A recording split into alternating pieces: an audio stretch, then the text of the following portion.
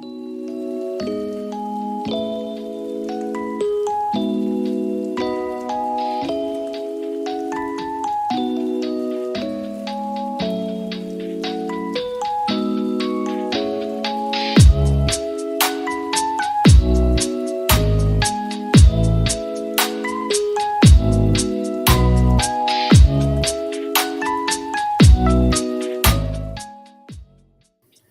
snap. Hey, peace, love, and light. What it do? Yo, what's poppin', everybody? We are back. We are back. We are back. Hey, and let me tell y'all something. It's gonna be fun. I gotta make it fun, and I gotta laugh to keep from crying. Cause oh my goodness gracious. So y'all, listen. I'm Why it look like you kind of froze up, Shatara? froze up. Am I? No, it's like you in the Matrix, like a glow on that Joker with you. Oh, you see, that's the background. You see that? Oh yeah, that is the background. Let me get that Yeah. together. Let me get that Like, no, together. I like it. I like it. Leave it. Okay, you like it? I'll leave it. I'll leave it. Leave it. Leave it. I like it. Listen, y'all. So we've been coming on, and we've been kind of, I say a little this and I say a little that, but I think now we got to start making some folks uncomfortable because I think they think this is a game. They think it's a joke, right?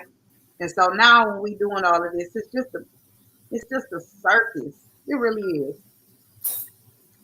And I I think that if we really want a clown show and we want the circus, we can go to the shrine circus and going down the city council ain't it. But that's what it's become. Y'all, so last week I was like, y'all meet me out at city council. Y'all come to city council. We're gonna go to this meeting. Let's all talk. Let's do this. And I was all for it and I was all ready for it and everything like that. Get down there, right? The one meeting still going on. The actual council meeting hasn't started yet, right? So they're still doing the budget hearing, right? So sitting there and we waiting and we waiting. Mind you, it's 5:30. They haven't gotten into it. It was 8 after almost 8:30 and it still hadn't started. Y'all, What are you doing this weekend? y'all get up at 3:30 in the morning. 3:30 in the morning to get ready for work, go to work, and deal with what I gotta deal with. I ain't got all night to be doing that.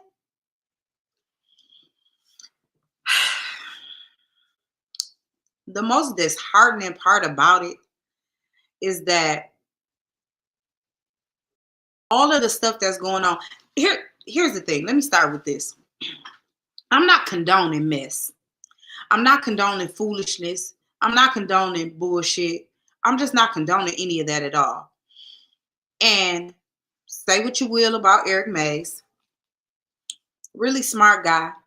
Sometimes he need to Kenny Rogers know when to hold him and when to fold him, right? Sometimes he need to chill out. Sometimes he need to not go so hard or whatever. Get your point across. Say what you got to say. I get it, right? But when we kill the messenger because of how you deliver it, we are killing the message as well. So I'm saying this to you, Eric, is if you let them kill the messenger, the message is getting killed too. So now we're not getting anything that you have to say because they're killing the messenger. Here's the thing. What's good for the goose should be good for the gander. And if y'all not seeing that this game is being played where it's being really biased on who get to say what, who get to stay where, and who get to do this, y'all crazy as hell. And this is and we keeping these people in these seats, and we're allowing them to do this. We wanted to be down there and talk or whatever, and it's 8:30. I got to get home. I had not been home.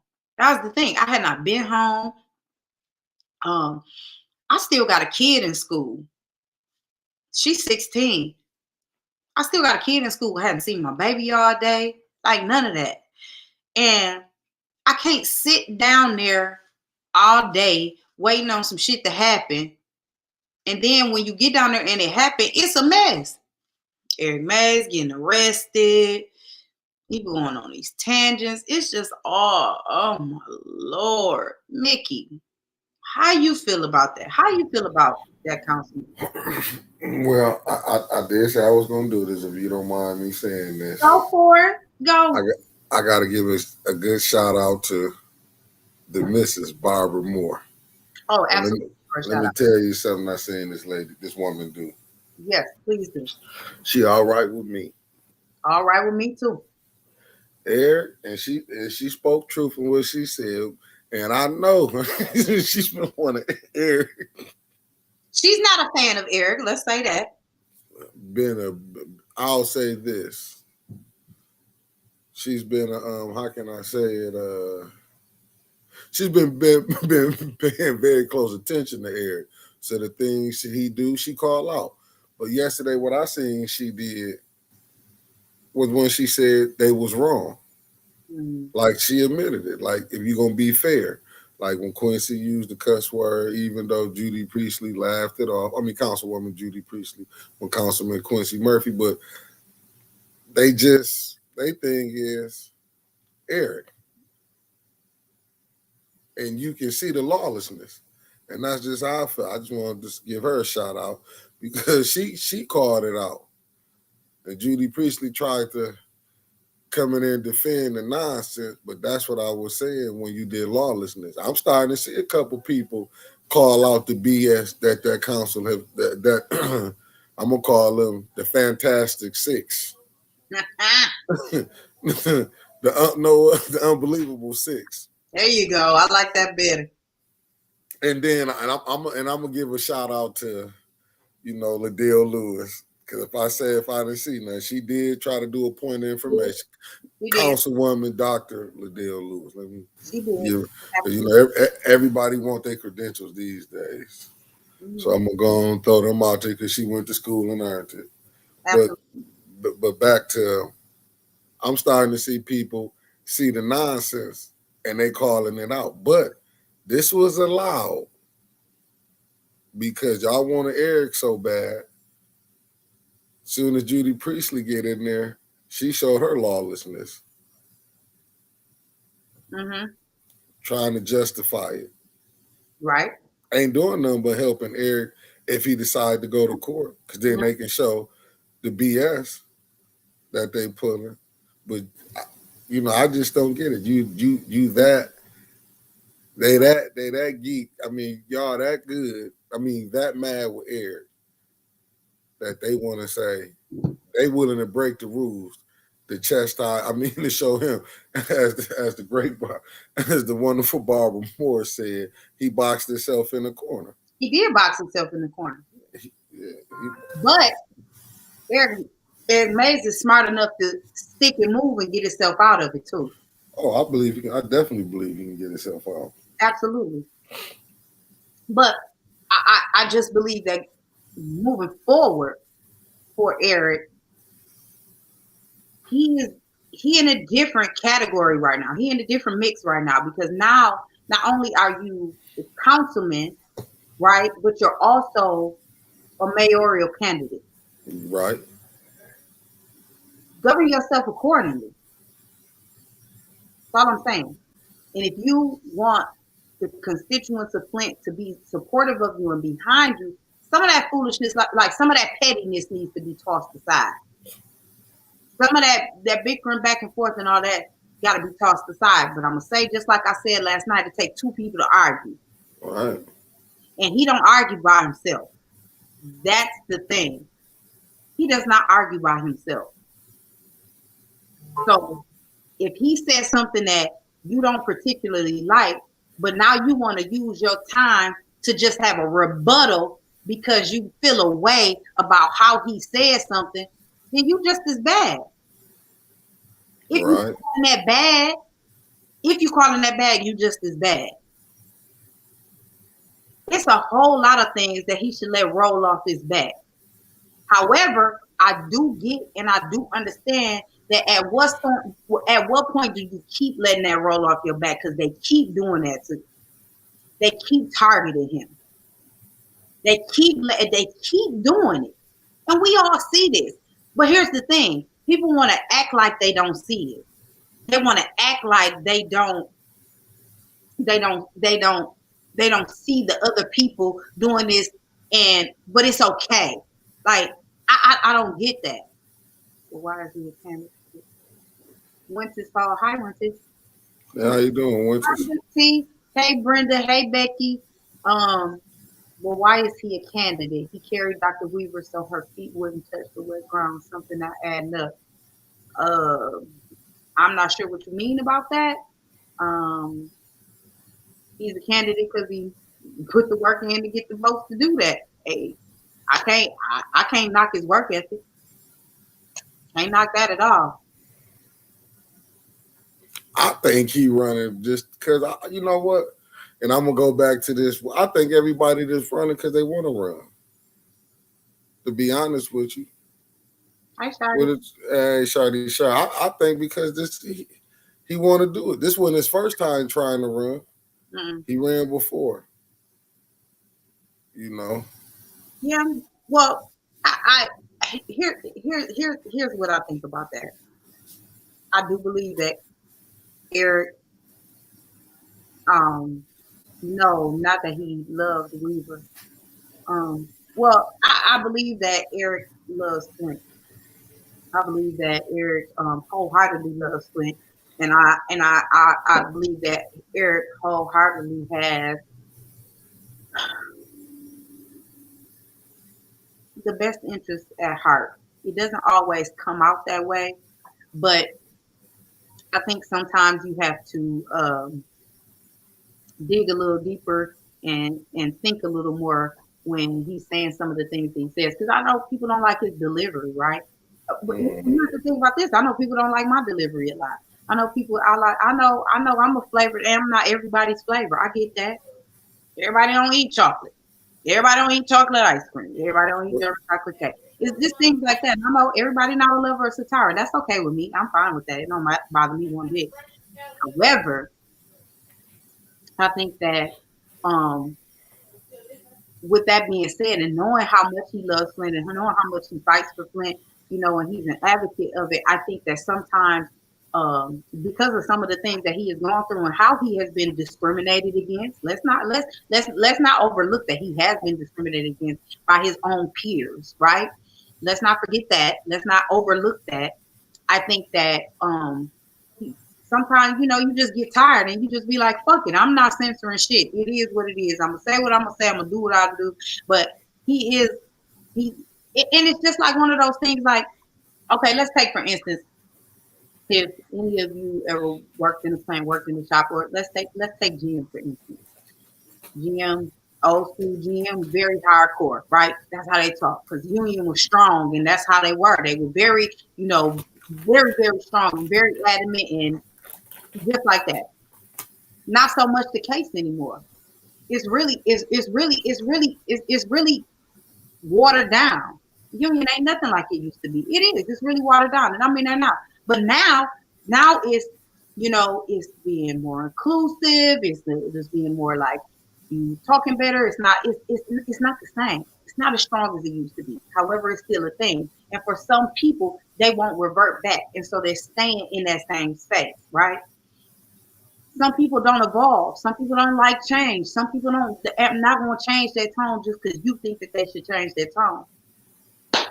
I get it, but that's not. It's not always feasible to be that way and do those things in certain settings in certain places. I know the answer. And I think council is one of those places. Go. I know the answer. Oh, I'm listening. It's not going to be politically correct, so I'm going to answer it. Go for it. I'm going to tell you why Eric ran it. Let me read this question. I got to go back to make sure this said, but why is Eric a candidate? He carried Dr. Weaver so her feet wouldn't touch the wet ground, something that I can answer once. I'm going to be real. Eric is a very intelligent, you can't take away. I'm going to tell you why, just being real, Eric feel like the way this, I ain't trying to be funny enough. The way Neely and how the city is, he feel he got good as chances as anybody to win right now. Hell, I feel like I got a good a chance as anybody. And that's just me being politically correct. He feel who you got Neely, Mayor Neely. I'm just being honest. You see the city in disarray. You see the council in disarray. I'm just saying, when you see the dysfunction, man, I feel like I could get up, and I ain't saying I could beat, the candidate Weaver or the current mayor Neely, or trying to beat Eric Dunn. But I'm just saying, when you have seen the way the city is so divided, he feel he got a chance, because you still got people, you know what I'm saying, that's hating on the former Mayor Weaver, lied about her stealing money. I'm just being, that's just my opinion. Hello, Linda Lever Welch. Thank you for joining us. That's the first time I've ever seen your name, so thank you for joining us. And she said her comment was, Eric is very intelligent, and you can't take away from him what he knows. He's just radical. Absolutely correct. And with that being said, there are a lot of people that are behind him because of him being radical, because they like the radical, and they understand the radical, and that's what they connect to, and that's what they click to, and that's what they click with, right? Because some people are that radical. I'm a radical person. I'm gonna say that I'm a radical person. So when he goes off into that, it doesn't really. Some of the things that he said, like when he being real petty and that old silly shit that he be doing sometimes, that I'm not with that. But the radical, wholeheartedly, I understand and I get it because I'm like that, But again, sometimes you gotta know when to hold them, when to fold them. I also think that with his knowledge, that some of the people that are on council should probably, God damn it, listen, fuck it. It just is what it is, Mick. I just got it. I gotta go. I can't continue to just be so, you know what I'm saying? Because that ain't really me. Let me just, listen, some of y'all gotta chill the fuck out. Oh, yeah. I don't even say that. Y'all gotta chill out. Right? We shooting a messenger over a fucking message and it don't make no sense. We just gotta listen. We not listening. We cannot get none of the work done. We not even listening to each other. We not nothing because we all want to be so PC. You gotta say this and you gotta say that and you can't say that. Okay, whatever. If that's how you want it to go and that's what you need to do, then listen, I don't know. Go join the fucking usher board or something. I don't fucking know. But at this point, we got a lot of city business that needs to be done, and it's not getting done because we can't get past this type of shit here. And that's what I'm saying. It makes no sense for me to get down there at 5:30 and at 8:30 the meeting haven't even started yet. I got shit to do too. Damn. I don't want to be down there all night and then I don't want to listen to the shit all day while I'm sitting up there because I'm trying to figure out what's going on. Right.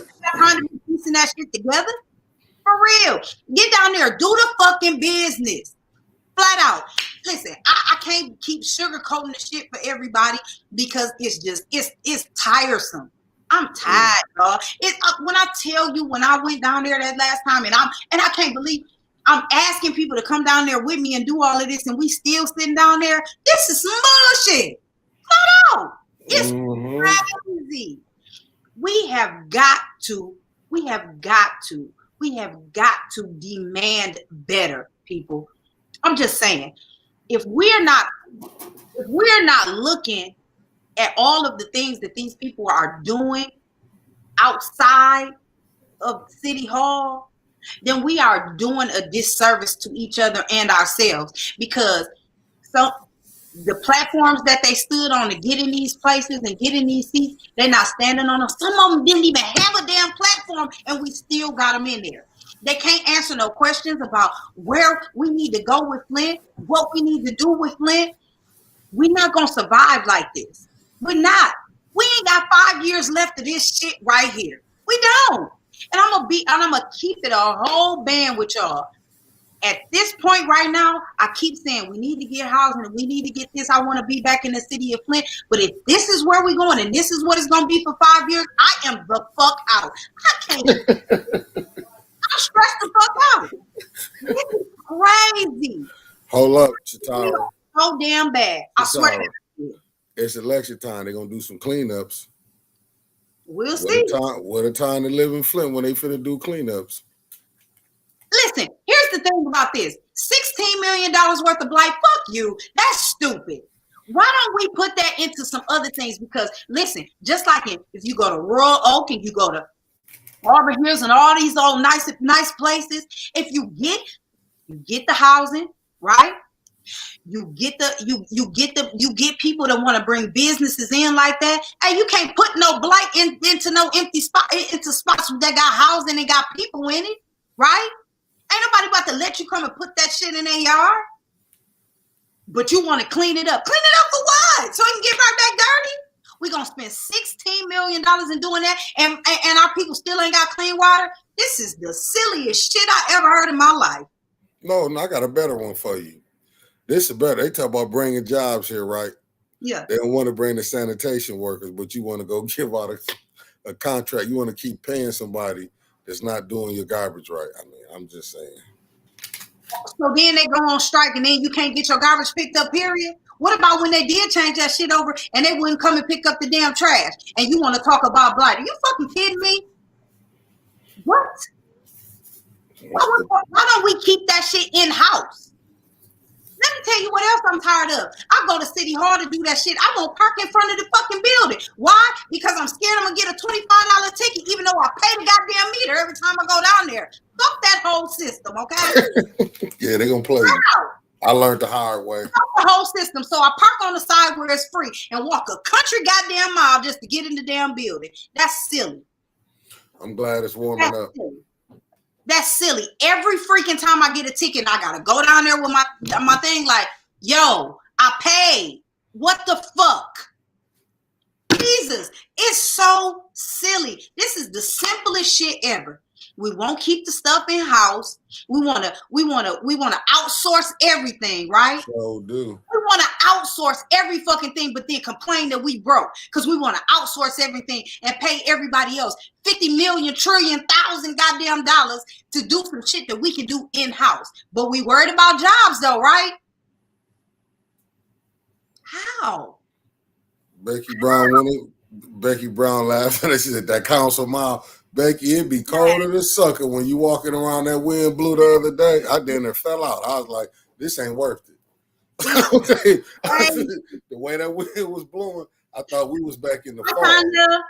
Tanya Burns said when she was in, oh shoot, hang on. I'll go back and find. I'll find it. When I was in economic development, we did 2 focus groups. The number one reason business didn't come to Flint was because of city council. Tanya, I can so believe that. I can so believe that. And I'm saying I can believe that because I was so tired. Listen, I was getting off of work. I don't work in Flint. I work all the way. I work in Lake Orion. I'm not saying it like it's 39,000 million miles away, hours away. But shit, that's a lot, especially when I wake up at 3:30 in the morning. And I wake up at 3:30 in the morning to get ready to go because my first meeting every day is at 5:30 in the morning. First meeting every day. So I gotta be bright-eyed and bushy-tailed by 5:30 in the morning when I get there. Not to mention I gotta be up so I can drive to work safely. I ain't got all time to be in. I ain't got time to be at council all day and all night. So Tanya, I can believe that. And here's the thing. Let me reiterate this. I understand that the people on council get tired of some of the foolishness that he's going on in there. But what all I'm saying is just be fair. You feel me? If you would be mad at Eric about some of the stuff that he say, I get it. I understand. I totally understand. But be mad at some of these other folks too, and make sure you call that shit out too. We can't just keep calling it all one-sided. We can't be biased like that. That's what I don't like. That's honesty. Let me just put that out there. I don't like that at all. Let me see. Shardy said, let me see. On the DDA, played me like that and gave me a ticket when I parked in front of a comic book store one day. I didn't even know there was a meter there. When I called them to discuss it, they were very rude to me over the phone. Child, listen, you ain't got to tell me. Commission Adams, hello, said, I can't believe Benton Harbor and Flint has the same type of issue going on. Vote for skin folk that forget they too are kinfolk. Child, listen here. Listen here. Winter said Williamson got rid of everything. Tanya said Flint owes over 400 plus in legacy retirement. Flint can afford to keep it in house. I wish we could, but we need to work on bringing that back. You know what, Tanya? Hold on, I got a question for that. Okay, but then how can Flint keep paying for all that, paying for outsourcing it? How can they pay for that? If you got these legacy costs, how you steady paying? Because this last contract we paid with $9 million allegedly over than what it was. So how can Flint keep wasting money like that? I would think if you got your own sanitation and you got that $94 million, you can bring that back. I mean, but I ain't gonna keep telling about it. I know them council people smart. Listen. So Kevin Luster, I'm trying to read. Listen, y'all, bear with me. I'm trying to get to everybody's comment and everything like that, so I can see everything, right? So Kevin Luster said, my brother wanted to bring his business here, but he didn't want to deal with city council. I get it, right? Because they probably couldn't even get to the point to where they even voted to say that he could come and get his stuff. Totally understand, Kevin.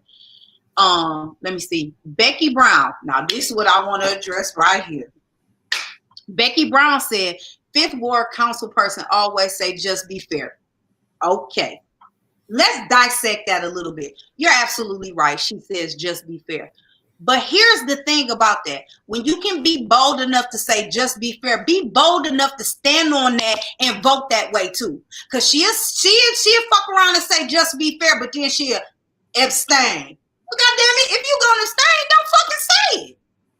Vote that way. Because if I'm saying, no, you gonna be fair, I'm gonna vote no because I'm gonna vote with my mans because you're not being fair, then fucking vote no. Don't just abstain. You get what I'm saying? I don't know. I'm just that person. I'm gonna stand on it. I'm gonna stand on it.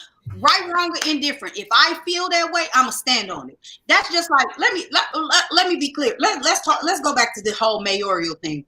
When that whole everything was going on with Dr. Weaver and everybody was saying that, I said, y'all crazy as hell if you think that lady stole some fucking money. First of all, she black.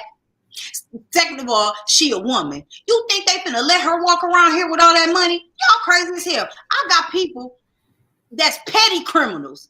They ain't finna get away with nothing like that. They feel like they got away with something. They petty criminals. And they got their ass locked up for way less than that. And you think they're gonna let that lady get away with that money? Oh, hell no. They're not. Oh, hell no. They not about to do that. I am so, that's the whole thing. Like the whole smear campaigns and all of that. That's what I don't want to happen this time. I want everything to be strategically okay. Like when people just facts, right? Don't just do that for the smear campaign. Let's call the spades. Let's say Mayor Sheldon Neely ain't doing his fucking job. How is he not doing this fucking job? Boom, boom, boom, boom, boom, right? That's how we do that. In the same way with Eric Mays. I don't think Eric Mays will be a good mayor because he has not done boom, boom, boom, boom, boom. And let that be that, right? Not the whole smear campaign thing. That shit is crazy. Anyway. Well, Tanya said we have to have waste management, but the $94 million is one-time payment. We would have to end up laying them off. But you just gave $16 million over. We just gave $2.9 million a row. Like I'm saying, we can find ways to get this money away. Well, I just say it like this, Tanya. There, the money is not going to help the people of Flint. Let's just say that. It's just going to go to who it's always been going to. And Commissioner Adams said taxpayers need to demand for a forensic audit. They do. Yes. Mm-hmm. Absolutely. I agree. I mean, I feel like the council as a whole should be pressing, but hell, they're going to run out of retirement money. When are they going to run out of retirement money? Because the fix been in. That's the problem. Yeah. The fix been in. Well, if the emergency manager got rid of everything like that, I mean, listen, the mayor and the council are supposed to be able to do business for the city of Flint. If they can't get it together and y'all know how to bring business here and quit just letting every time money come and then go wastefulness, like Eric said, where's AutoZone at? I ain't seen it. No, AutoWorld. Auto World, right? Auto World. I ain't seen it downtown. My bad, Auto World. You know what I'm saying? But the money keep. They tore the shit down just as fast as they built it.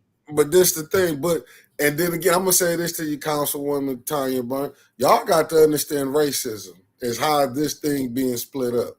Because y'all keep saying y'all don't understand racism. And I'm gonna say this: I'm not mad at the white people. That's the white council people, like Dennis Pfeiffer, Allie Hope, Councilwoman Allie Herkelwerder, Councilman Dennis Pfeiffer, Councilwoman Eva Worthy, Councilwoman Judy Priestley. You know, I'm not gonna be mad. I can never be mad at them because they doing the job for their constituents. It's ours who not doing the job for them. If y'all see money going downtown Flint, you don't see no money going to the north side.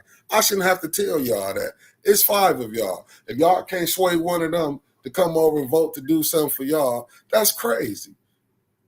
But then when you come up, you see Roe, you see Goyette, all them study coming up getting this money. If you can't get one of them to pay, and it's the craziness of us. They say WT Stevens don't get their money. How long we gonna keep playing that game? How long we gonna keep playing? Get at me. He ain't getting his money. And Tanya Brown said having a trash in house is a great thing, but we need to reverse some of the things that the emergency manager. And that's one of them. That's one of them.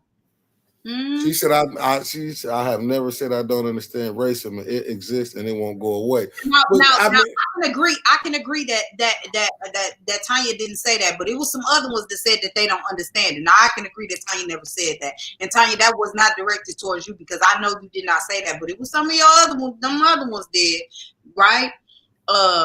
Kevin Luster said Flint needs a plan that will generate money because there's too much money going out and not enough coming in. Absolutely.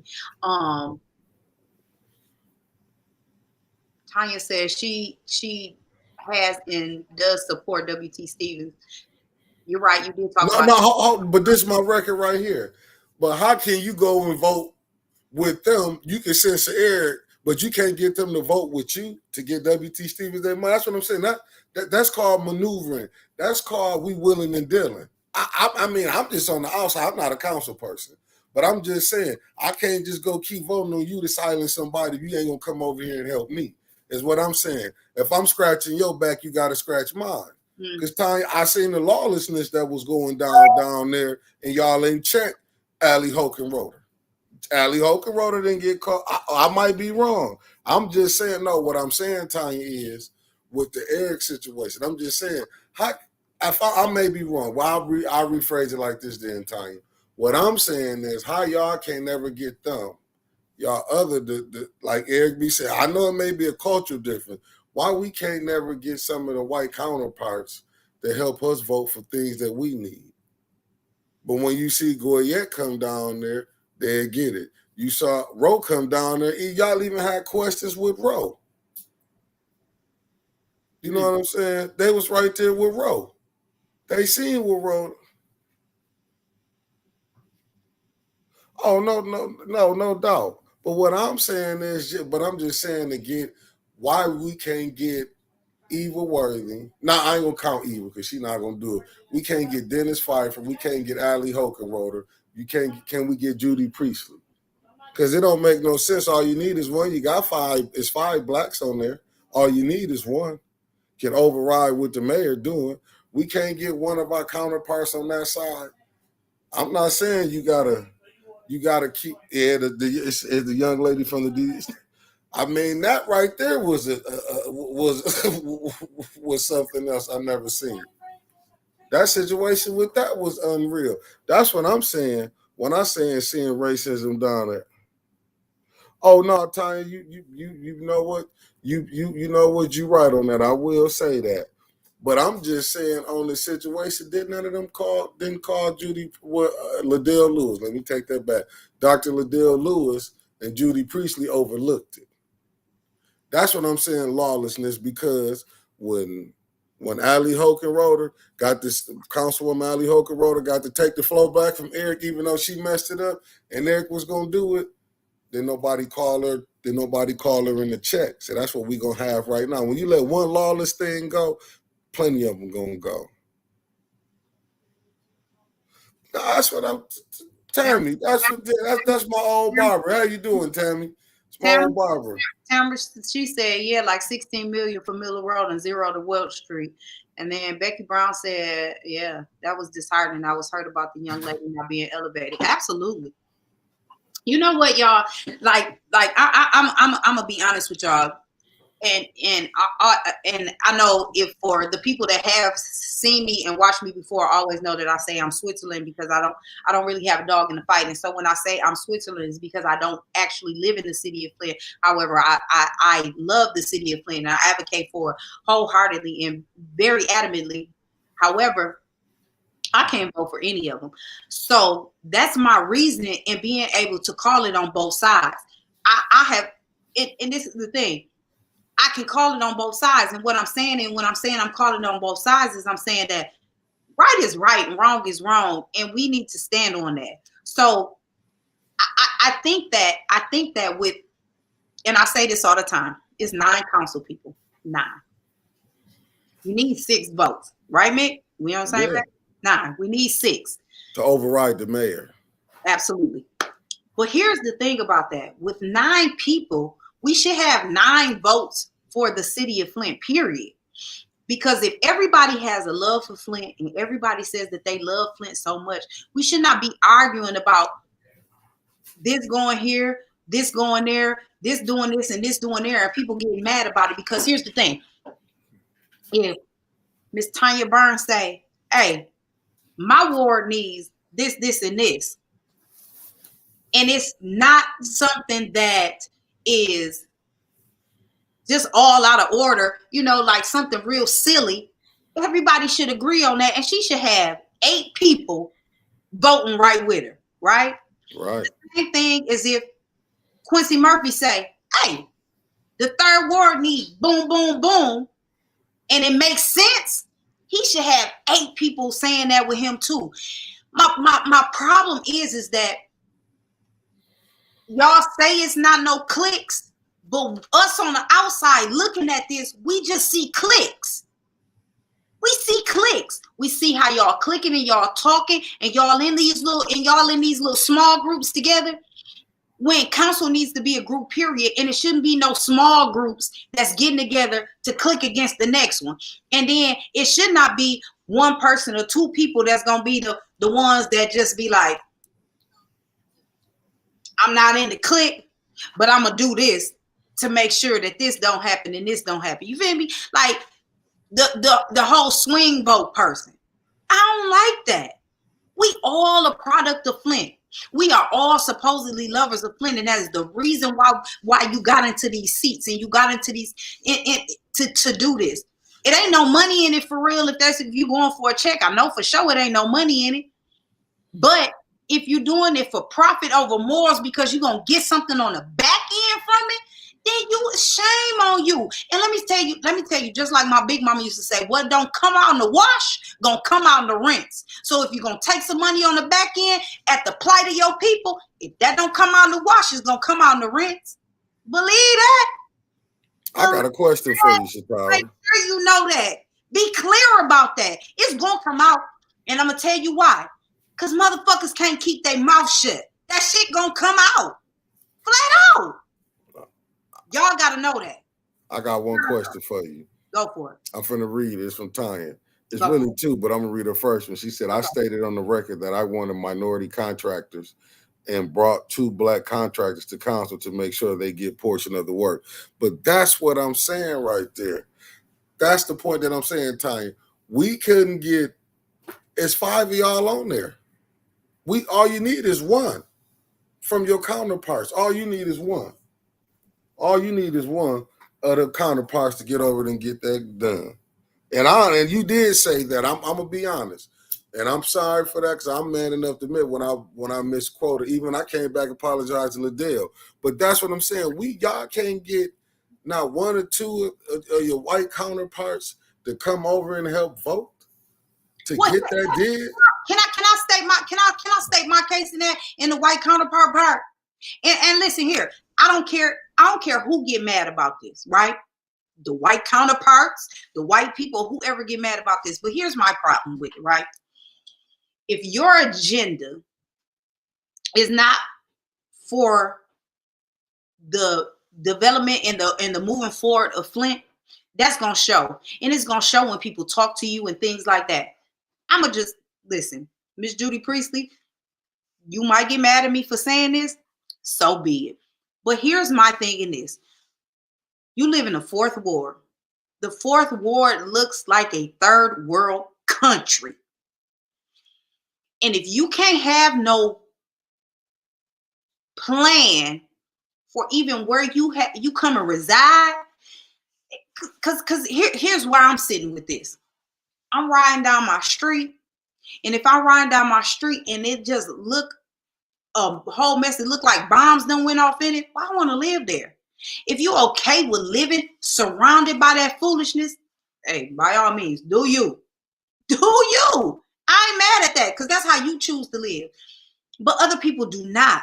And if you are listening to your people and you listening to where people want to be coming up in Flint, then you would know that that's a thing for people to get it back. But why wouldn't you want to see the place where you reside flourish?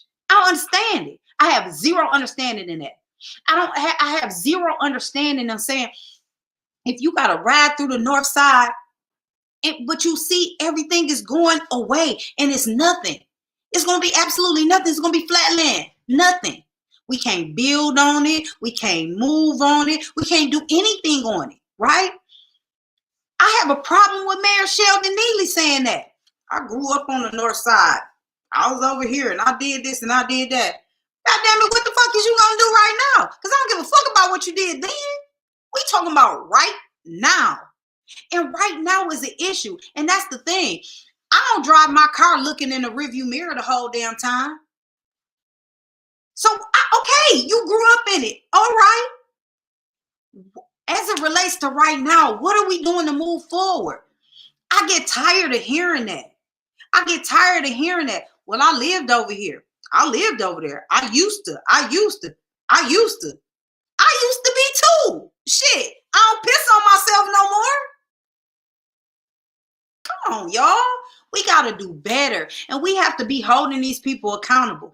We have to make sure that we're talking to these people and we really, if they telling you this is my agenda and this is what I'm going to do, let me be clear. And before I read any of this stuff from, because the comments going real fast, I can't read them, y'all. I'll get back to them, I promise. But I do want to say this. Tanya Burns did say that crime was an issue for her. She on top of that shit. Every time something happened, she be boom, boom, boom, boom, boom, Johnny on the spot. But that was her platform. That's what she stood on, right? I don't have an issue with that. Because that's where she was at with that. I have zero issue with that. Because that's where she was. And she continues to do that every day. Every day you can jump on Facebook and you can see she talking about something that happened in her ward, something that happened in somebody else's ward, but whatever it is about the crime, she be Johnny on the spot about it. And I'm talking about you can see it at 2 in the morning, 2 in the afternoon, whenever. She boom, boom, boom, and she on it. Those are the things that we gotta start looking at. It's really where those people where they are lying with all of the things that they do. So I can't be mad at that. Who gonna be mad at that? Because that's the platform that she stood on, and that's important for people, right? So then when you start looking at other people and those things that they stood on and they're not doing it, what's the problem? Because let's say this. Dr. Liddell Lewis. For her, she came on and she has a child that's in the Flint school districts, and that's the thing for her, right? And the education is the thing for her. I get it. But not to change subject for you, I got one more for you. Answer this. How in the fuck, I know I'm gonna sound maybe ignorant because it is a cultural thing. How in the fuck is we celebrating 200 years of Flint? The fucking people are still poison. What the hell is we giving out these buses for people in the city is still poison? Man, that is smoke and mirrors that they doing. That's what I'm saying with our people. We are some of the ignorant. I love black people, but we are lost. We are really the dry bones of the Bible. I'm telling you, I don't know what else is taking, the killing, the shooting is going on, bullets flying across your head when they telling, like you just said about Flint. But yet, just to show you the craziness, they got 200-year celebration they was doing. Well, let me tell you about some of that 200 years in Flint. I wonder how much of it is in racism, because right now, how I'm looking, it's still racism. When you look at the day, they celebrated in Flushing. What the fuck? No, that's really something. Oh, wait a minute. When's this what? Oh, no, in Flushing. They didn't want nothing flying across their head, but it's all right for us to go through it. That's what I'm saying. Listen, I'd rather take a street dude and let them come in there and just hear me out. Just hear me out. I'm talking about maybe retire from the streets and come in and do mayor. And I could bring some street to come and do council. Because if y'all can't work together, that's what I'm saying. And this is a shot. This is a shot that's not disrespectful, because I would say y'all to say it to me. If y'all can't see the north side and looking at downtown, it don't make no sense. We keep steady saying downtown. It's 5 blacks on there. You can't get one one of them to come over there and override. Them not your friends then. I couldn't be sitting up there saying smiling with one of them. Because I'd be like, I got this 5 over here. I just need one of y'all to come over. You might don't need the same one. Dennis might come over. Allie might come over. But I'll be telling you this. Ain't no way, if wasn't no blacks getting on, because it don't make no sense steady saying, I understand that time. You and probably another, I ain't for sure. Y'all bringing up blacks, we know.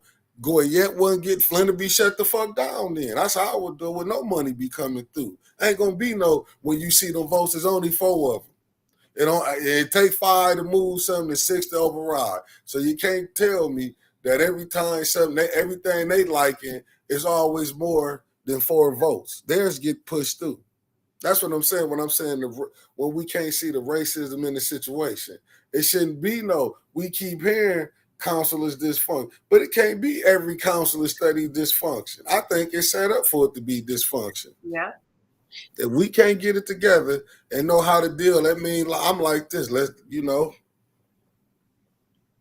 if I ain't had listen, y'all, if I didn't cut my damn hair off, because I only got a teaspoon up here now, I'll be pulling my shit out. Because that comment that really just messed me up. We celebrating 200 years of Flint and Flushing. See the type of shit we allow? We allowing that? Ain't no way in hell I'll show up to that. That's the type of shit we allowing. We okay with that? This is what I'm saying. Ferrets. I said this earlier today. Ferrets. Ferrets love shiny things. You could throw a piece of aluminum foil down there. A ferret gonna stop. We ferrets.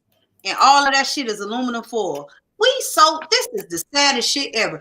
We celebrating 200 years of Flint and Flushing. Ain't that a kick in the face? I feel like I just got kicked in the face. And it's so crazy because let me tell you what I feel like. I feel like Eric Baines.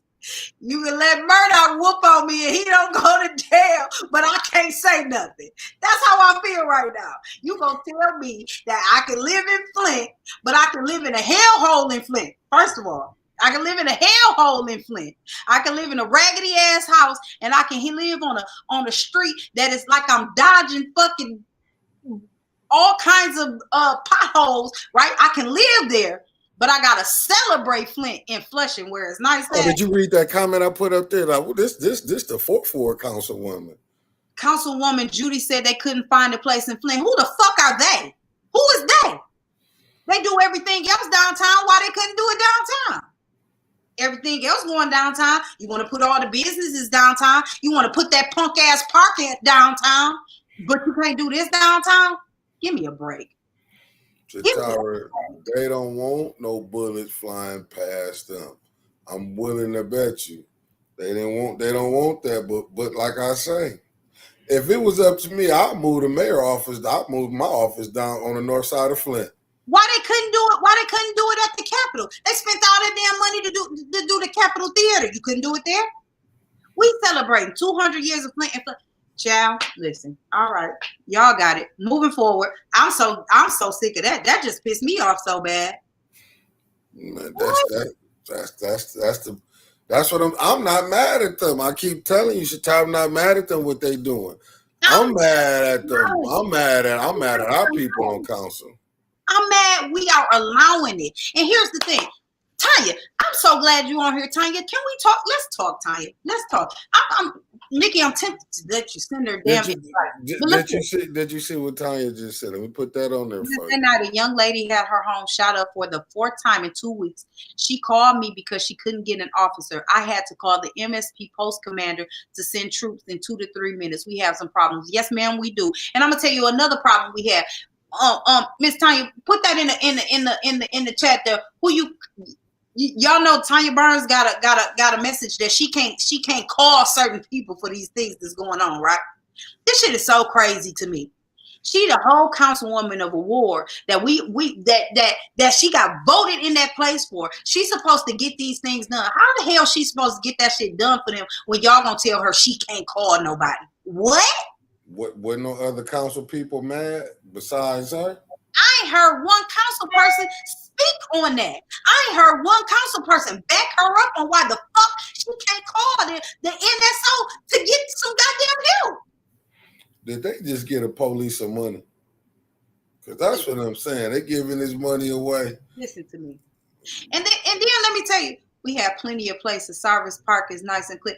Don't get me started on that Cyrus Park shit, Brown. I don't even want to talk about that. Don't even get me started on that. I'll talk about that another day because that shit burns me up a little bit too. And I'll tell you the reason why on another. This is my problem. We falling for the banana in the tailpipe. We just allowing this silly shit to continue to happen around us. And what we waiting on? We waiting on somebody to come and help us. We waiting on somebody to come and save us. We got to save ourselves. We got to do it ourselves. And that's what I'm saying. Like, if we can't get together and as people, as sick and motherfucking tired of residents of Flint, can't get together and say, hey, y'all, we sick and motherfucking tired. We not going to get nothing at all. We don't say nothing. We complain to each other. We'll call each other on the phone and we'll complain about it, but we won't do the work and actually getting some shit done. Because let me tell you something. I will bug the shit out of somebody to get something I need done, right? I keep saying this.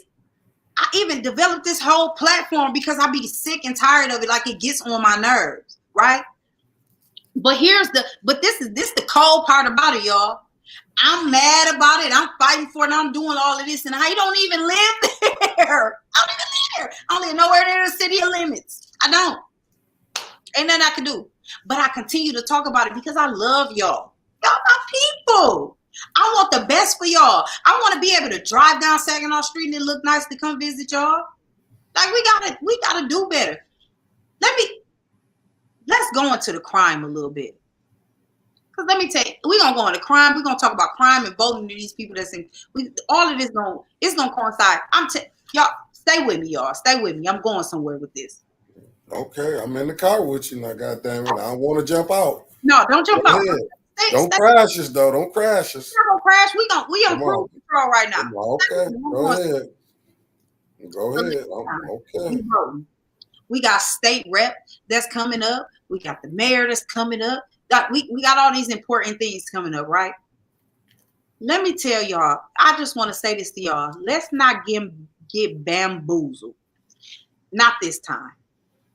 Let's not get bamboozled by name recognition and all this other stuff and all the, like Mickey said, the smoke and mirrors. Let's not do that, right? Let's not kill the messenger and the message.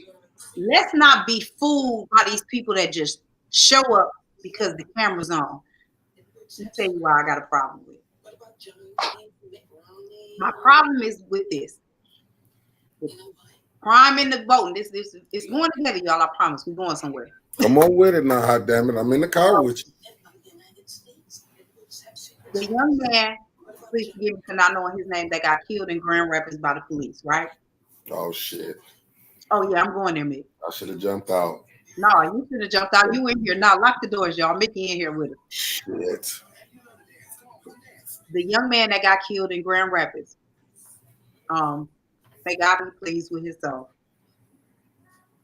He got killed by the police officer, right?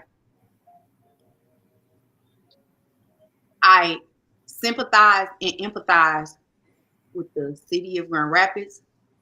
No, Ben Harbor. Wasn't that Ben Harbor? No, Grand Rapids. Grand Rapids. Oh, go ahead. I sympathize it. My heart goes out to the family and all of that. I got some invites to go protest in Grand Rapids because he got killed. I said, who go to Grand Rapids and protest? I said, let me tell y'all something. I'm not going no fucking where.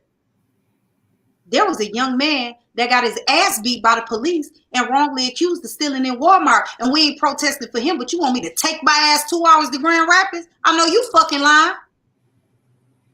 Charity starts at home and spreads abroad. The nerve of anybody going to protest for that man, and we can't protest for the shit that's happening right here. Y'all got me fucked up. If y'all gonna keep inviting me to some shit that ain't got shit to do with me nowhere, and y'all don't want me to fight for my own people right the fuck here, y'all got a problem with how I say things and where I'm going and how I said about council and how I said about Flint, and you don't even live here, but you want me to take my ass 2 hours to Grand Rapids with you? Fuck you. That's silly. That's the dumbest shit I ever heard. Y'all won't get no protest to doing nothing like this, and then y'all want to get on TV and have these old news conferences and talk about it, and it's so bad, and we got to do something, and we got to do this, and we got to do that. And the shit happening right here in our front yard, backyard, the side lot, the back door, the extra room, grandma house, auntie house, your cousin house, your baby mama house, and you don't give a fuck about that, but you want to take your ass 2 hours to Grand Rapids? Y'all sorry as hell. That's the silliest, stupidest shit I ever heard in my life. And if you continue to do it, I promise you on everything I love, I'm going to call your fucking name out. Do it again. I promise you on everything I love, I'm calling you out. I mean it with everything in me. That's the silliest shit I ever heard. But you want me to vote for you, and you live here in Flint, and you want me to vote for you, but you won't take your ass downtown on fucking Jackson Street, on Pulaski, or wherever that shit is happening at. You won't do that, but you will take your ass to Grand Rapids? What? You telling me that your city where you live in don't mean as much to you as a fucking stranger? We all family right here in Flint. You know somebody that knows somebody that knows somebody that know what happened to that person and know who they are. You won't do nothing for them, but you gonna take your ass to Grand Rapids or Lansing or wherever the fuck else? What? That ain't no shot to them. That ain't no shot to nobody. Not saying that that's a bad thing. Like, it should not have happened. Nowhere. Not in Flint, not in Grand Rapids, not in nowhere. However, take care of home. How you not gonna take care of home? You want me to be a part of that? You want me to go? Shit. Wait on it. Promise you I'm not. And you shouldn't either. That's what you should be saying when they didn't interview you and they want to talk to you about that. Yeah, that was a tragic situation that happened in Grand Rapids. And I'm very sorry that happened. However, we just had such and such happen here. We just had such and such happen there. I think we need to be talking about that and not talking about this because we in Flint right now. Correct them motherfuckers too. Hey, they one-sided bias asses is looking for a news story just like everybody else, but because it's not big enough, it's not a problem. I don't give a fuck about none of that. Make them care. Make them care by continuing to talk about it. But you got the platform. They want to come and talk to you. You on the news. I ain't on the news. You on the news. And when you on the news, talk about it. Direct their attention somewhere else. And if they don't want to keep coming to you because you want to direct your attention to them, tell them take their ass to Grand Rapids and talk to them then. Fuck you talking to me about Grand Rapids? I live in Flint. Why are you talking to me about Grand Rapids? I don't know shit about Grand Rapids. Y'all, I know that was a little rant. If y'all want to get out the car, it's cool. It's cool. But that shit burns me up. And I'm telling y'all right now, don't be deceived by that type of silly shit right there. And you see somebody, oh, they doing this and they doing that. For who?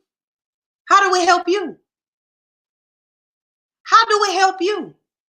How do it help your people? How do it help anybody around you? How in the fuck you gonna tell me you care about Flint so much and you ain't here for none of it? How? And where has the current state rep been doing? I just want to know, where has she been at? Allegedly, stopping at Sam's because that's the last place I seen her. Allegedly, they saying it's a lot of women that need their hair done. Bye, me. They say she do better hair than she legislating down there. Bye, me.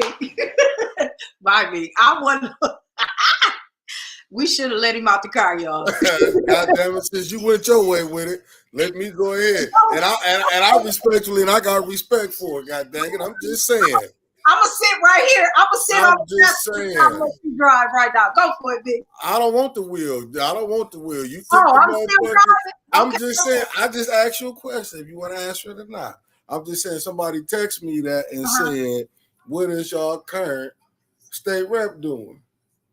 I said, "Shit, you know, hell of photo ops I be seeing." They guess is as good as mine because I don't know. After 200 years of in Flushing, I guess after 200. Did she show up out there? No. Did Neely show up out there? Can anybody in the chat answer that for us? Because I'm gonna just say refer. Oh, she said start addressing our systematic racism within David Layton office. Okay. Lord, please, I think I gotta go to court next week, Cynthia. Hey, y'all bail my ass out, I'll go in. Because I keep telling y'all this whole thing is jacked up. This whole thing. I know we done messed up, Shatar. They not coming to deal with it. You know what? Mickey had me. Let me tell y'all something. Mickey had me being like, I was really trying to. He was like, you got to be cool, calm, and collected. You know, we doing this. I don't want you to make nobody mad, cut our money off, or whatever. Let me tell y'all something. Ain't nobody giving us shit. Right. About them die. And they probably won't after they just hear me go the fuck off like that. But guess what? I don't care because I go to work every day. Hell. And listen, I'm a say it like I say it. I'm going to do what I do. And listen, whoever listen, go listen. Whoever don't, know. But I am unbiased. Like I ain't on one side of the fence or the other. I'm straight down the middle. I'm going to take my half right out the middle and I'm going to just report it as I see it. And I think we doing a disservice when we don't do that. Flat out. You know what? I tell any black man, don't go to court. I know it's hard for us to stay out of trouble the way the system is set up. Ooh, Stephanie Roberts, she check. She right about this. I'm just saying. I'm just telling y'all. Ain't nowhere in the world you go down there, you're going to get hit. Just look at the brother. I feel you on that. That's why I'm understanding the white council. You know, I ain't going to say Tanya not checking, but that's my thing with the police. I get it, Tanya. We do need it. But my thing is, I don't want to bring the blue gang in. I'm talking about the coldest gang in America, the police. Because can you understand? That's like, man, it messed me up so bad when I watched Jaleel get an elegant speech when we telling people in 2022, look at us as human. Imagine you going to the hospital, get your ass, you just getting your ass whooped. Then you go there, but we got to go to Hurley. So we just can't stop at the attorney, you know, where they locking our asses up at. We even get played by where we go to get help from. They look at you as a criminal. That's what is so crazy. You looked at, we not even looked as human beings. We not. Did you see that yet when Jaleel was up there? When you trying to tell some people, we got to tell y'all that we human. Man, this is so fucked up that in 2022, we still we trying to tell people we want better jobs, better housing. Now we want clean water. Mm-hmm. What the fuck? And you mean to tell? And then you talk about going down there. I already know when you going down there to the courthouse. And don't let me get this straight. Just because they black, I don't want no. Just because they black, they judges down there. No, get me some that's been in the struggle. They understand. Cause see what we got to do now. We got to get into preventive. Cause the ones that's doing the killing right now. Listen, man, this shit just damn near you ain't got them. Yep. We need to do more prevention, and like Brother Robert say, where it's more employment, where it's jobs, it's less crime. That's what I don't understand. It's like, why do we gotta bet? We gotta sit up here and y'all won't. I understand why people don't go to council. What you going down there for when you see this man like we seen? Because me, it's just like, and I'm telling you how I see it. I see it as like I see the racism in it. How the voting going when you constantly keep seeing all these white companies, and I'm not mad at them. Let me tell you, I'm gonna say it again. I'm not mad at them for giving they kin folks money, saying they can do the job. It fucked me up when Art said that when what's her name? I can't think of the lady name. The work down at the city hall when he said Reginald Bradford was a scammer trying to scam. What type of motherfucker that can come and say some shit like that? Is she saying any of them white companies is black? White companies are scammers? Do they feel that way about them? That's what I'm saying. You see how they even look at that? It shouldn't be nobody had to tell. He had to. You got to prove you wasn't no scam. That's what I'm saying. And the blacks can't. And David Lane. That's what I'm saying. If y'all don't get no blacks, that's our fault. That is our fault. We put David. I mean, the people keep voting. They got the numbers. We keep putting them in there, and we keep allowing the foolishness to come out of there. Yeah. We get everything that happened. We get it because that's what we did. That's what we allow, right? Yeah. We can't keep allowing that same shit. And then it's so crazy. But people like you, Mickey, people like me, people like even Rich Jones that talk out about it, and even Eric Mays that talk out about it, and even Tanya Burns that talk out about it. We the one that get. We the ones, but we need to get people to vote. And you're right, Becky Brown. Folks need to vote. That's where I'm going with that. We need to get people to vote. And not only do we need to get people to vote, we need to get older people to vote. We need to get the younger people to vote too. But everybody's so scared to say something to the younger people. Everybody's so scared to do anything with the younger people. They don't want to do. Let's be clear. These motherfuckers out here crazy, right? Crazy, but. Let's also be clear and know it's some old motherfuckers that's doing stupid shit too. It ain't just all the young ones. They out there just going fucking crazy because they ain't got shit to do. It's so crazy. You ain't lying. It's more complicated with him and Reggie knows. Reggie who? Reggie who? Is it you what Reggie you talking? Oh, Reggie, yeah, because let me tell you something about. Yeah, Tanya, you got him. It's a bit more with him and Reggie. Yeah, who was it complicated with, Tanya? Yeah, which Reggie? I'm sorry. Tell me which Reggie. Hey, but you know what? Shardy had a good question, but and like he said, hold on. Yeah, that was a while ago. My bad. He was asking about he asked where the Flint 200 years. Oh, Reggie Brown. Oh, she said Reggie Brown. Okay, I get what you're saying, but still, but I get it. It's a bit it's complicated. I understand that, but I'm still saying you don't think it was no shady. There was no white companies with shady. It was complicated. That came down there and still got money. That's all I'm saying. But we seem to always call out the blacks. I'm just calling a spade a spade. Like, how could y'all let Roe get that money again? How could Roe when they already seen, like, it was some good questions that came up yesterday and they hear about Roe. Gave them some money. Tanya, when you want to come back on? Because yeah, there's some conversations. When you want to come back on, Tanya? Because I mean, I'm done with the games, really, like this study. I don't believe it's supposed to be all smiling. No, go look at what they real businesses. When you see a trillion with them billions of dollars just rolling through. I understand this. Yeah, that's what that's what we seeing. But that's where the racism coming in at, because you got Y'all got 5 blacks. I don't understand how the 5 blacks can get together. Huh? Send Tanya Burns a link. I'm finna send her a link. Okay. Which one of this hers again? Hold on, let me look. No, just text it to me because I know I got it up in there. Right now. I know I got it in there. I know you. I don't want to put it out there loud. Just send it to me. Okay.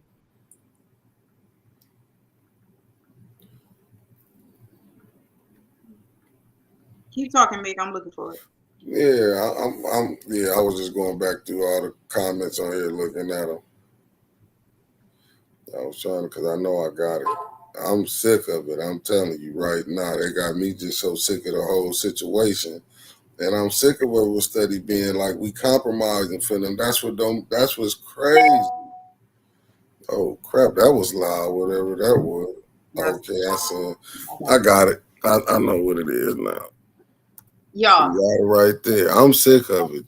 Tanya's on the way. We finna get into Tanya. Me and Tanya Burns, we gonna chop it up. But listen, y'all, I'm really serious about. Please, I just sent it to you, Tanya. Please be cognizant of the things that's going on and make sure your vote is you voting. I can't tell you it's not a right or wrong way to vote. I can't tell you what's the right way and what's the wrong way, but do your research. Don't just fall for whatever. Do your research, do your due diligence, right? To make sure we putting the right people in place. Because do we need another 3 years with a state rep that's not ever anywhere? That's not saying anything. We don't need that. Damn, we don't need that. And I was cracking jokes to the state rep. Don't take it, and I crack with everybody. I'm just saying.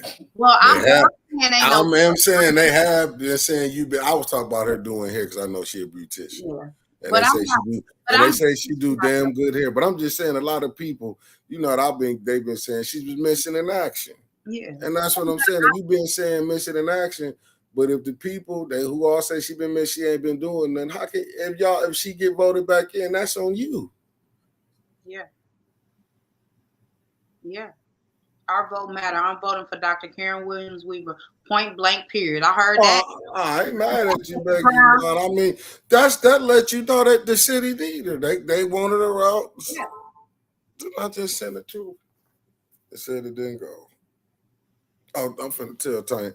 Tanya, I'm finna send it right back to you. I thought I just sent it to you. You might need to clean out your emails because she had just gave it to me, and I just sent it. I'm finna send it back.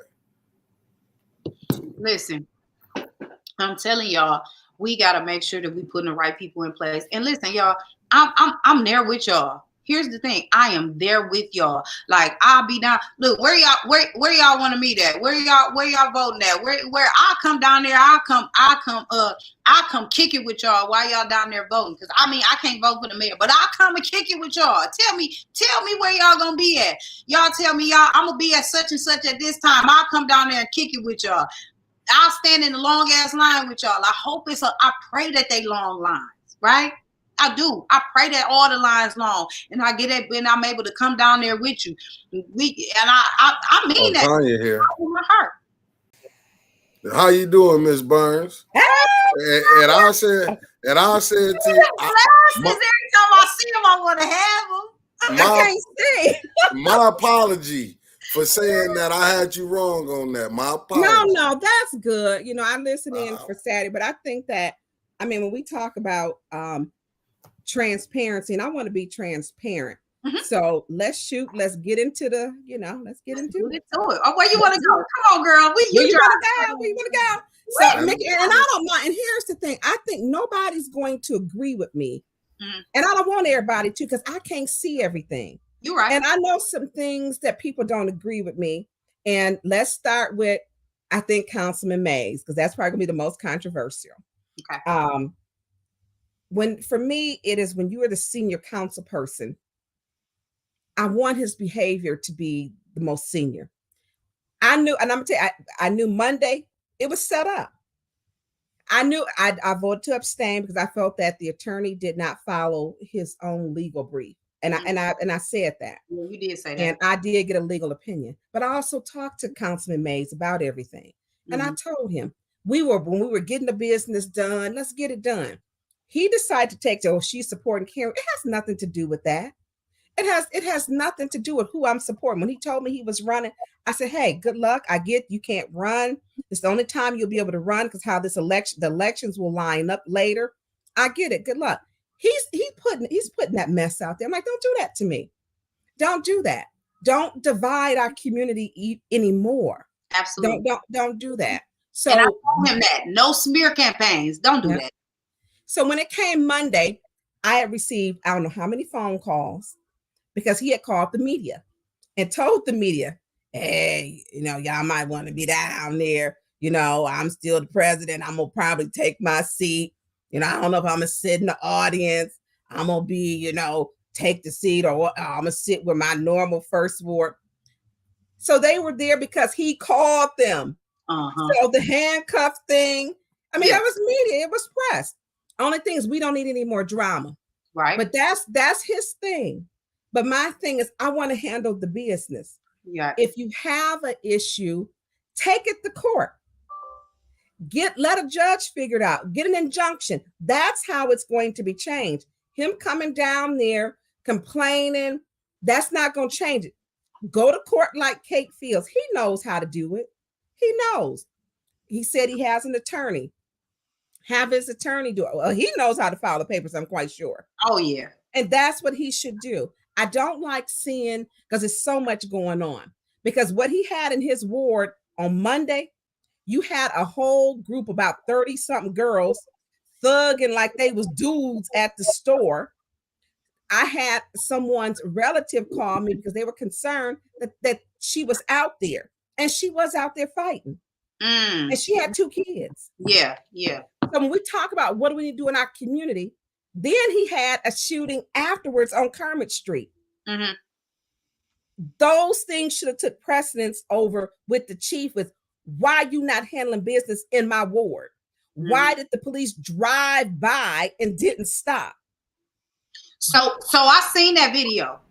I did too. Go ahead. You are absolutely right. Let's be clear. Thank you for bringing that up because that was one thing I meant to talk about that. Before you go any further, let's talk about that real quick. Y'all, I also want y'all to make sure that y'all paying attention to things like that too. We can't keep on saying, oh, we need more police and we need money in the police and they're not doing their fucking job.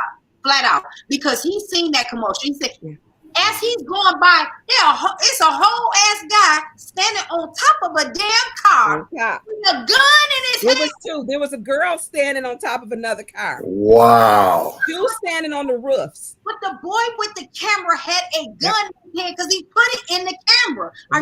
He got it in the camera. Yeah. You're correct. And he said, there goes the police.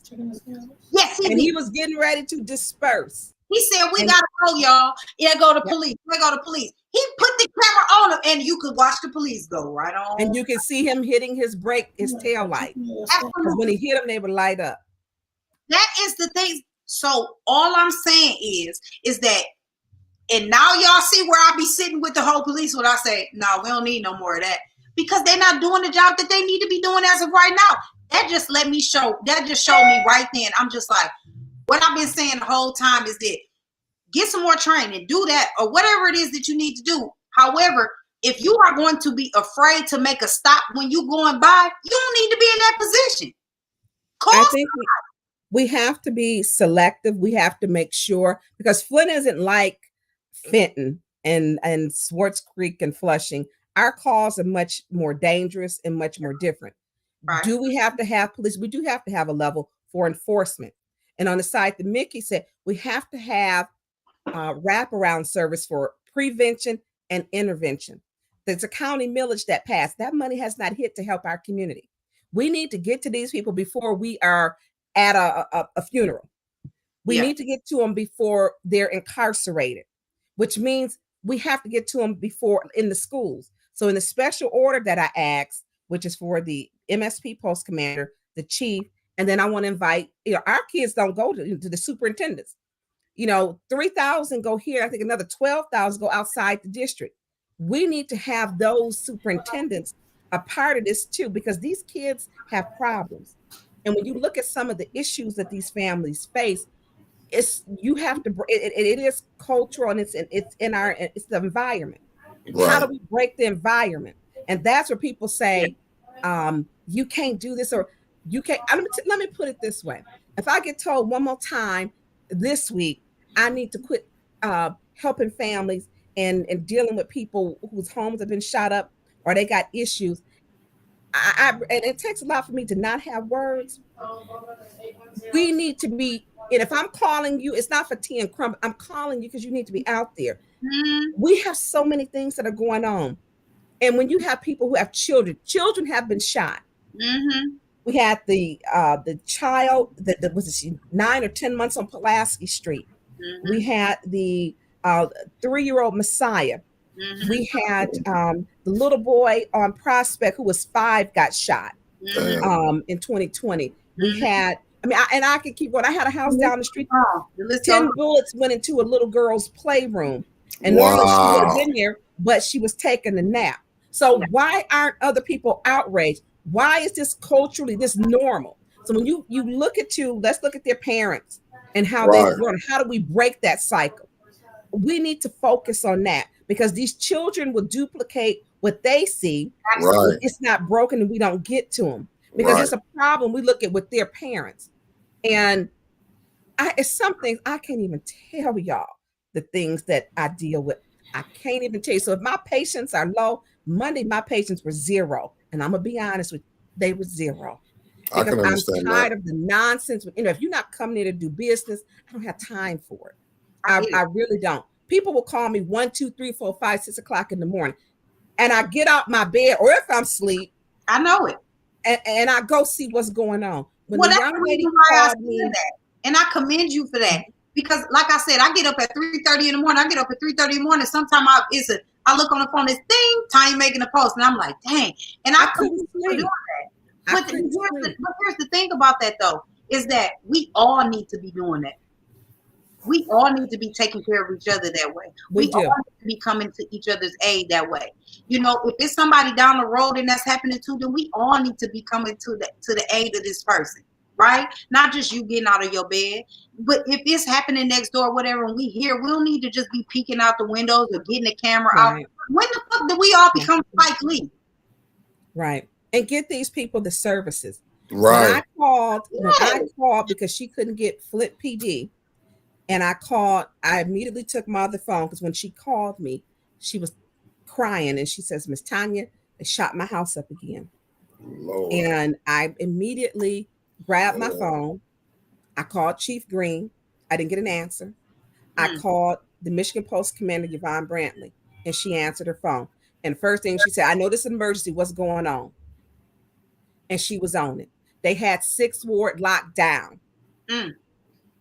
I need to be able to talk to the chief. He need to be answering my phone, not selectively, but all the time. Period. And that is the problem. Because I'm saying, if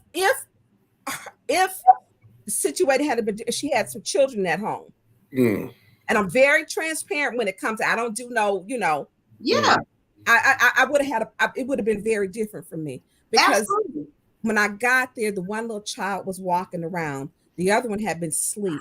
It was over 16 bullets, 17 bullets. I forget. The house has been shot up several times. The neighborhood is a problem. And my thing is, if I'm calling you, we got to hold our members responsible. If you're in a job, and I don't even think it's about money, if you don't like it, then don't do it. Right. Quit.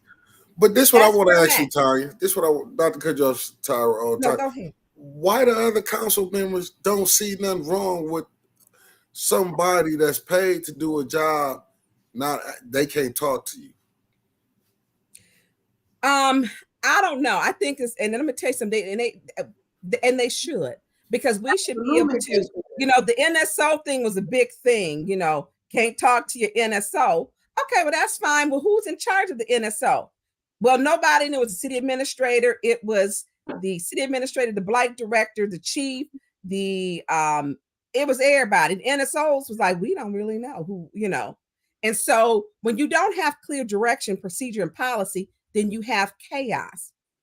And residents want to know, well, why ain't that car been tagged? Why ain't that garbage been picked up? Well, there's a policy and procedure. If you're asking for a flow chart to show who works where, which the last council had been asking for every department since November 2019. That should have been done. It should have been, and you shouldn't have to ask, it should be given as part of, you're managing, this is the business of the people.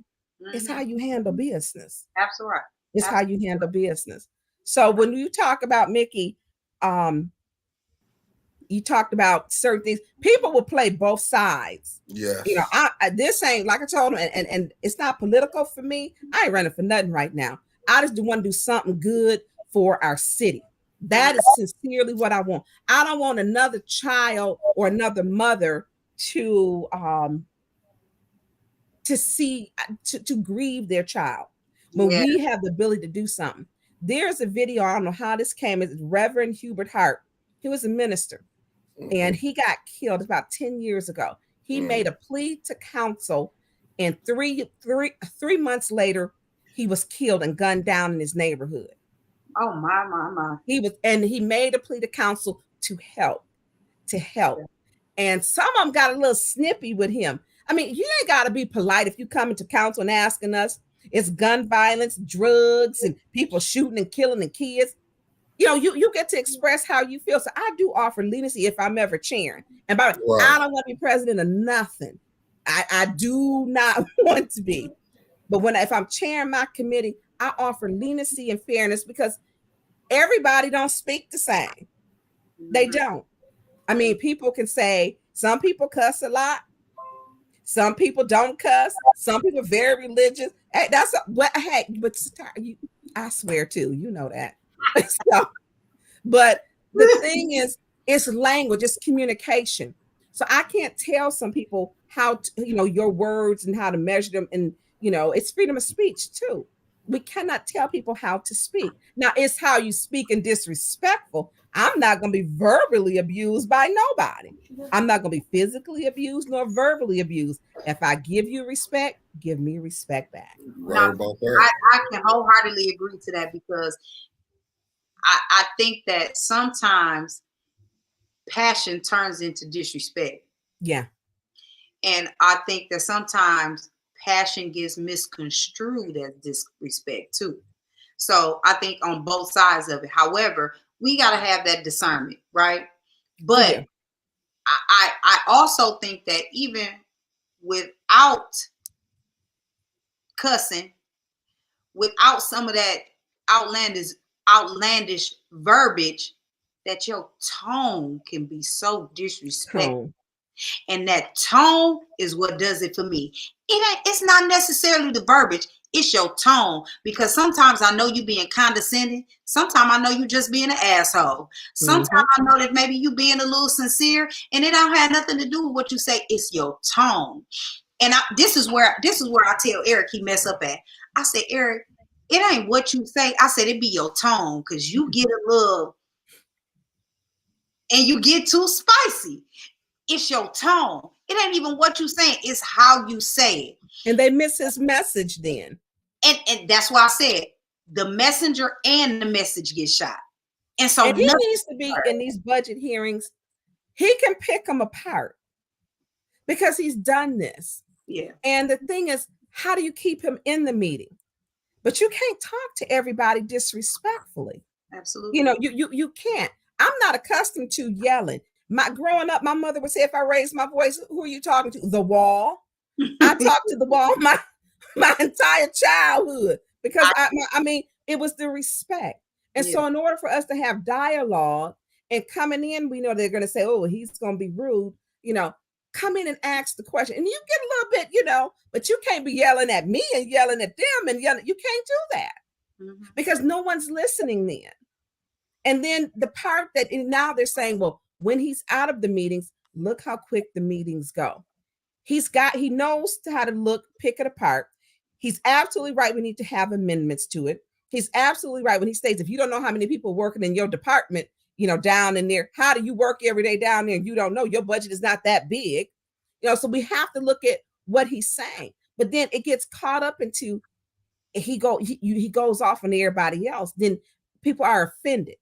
And you can get a little saucy or, but show some respect and some decorum. What you tell me, did you learn a new word? He done came at me.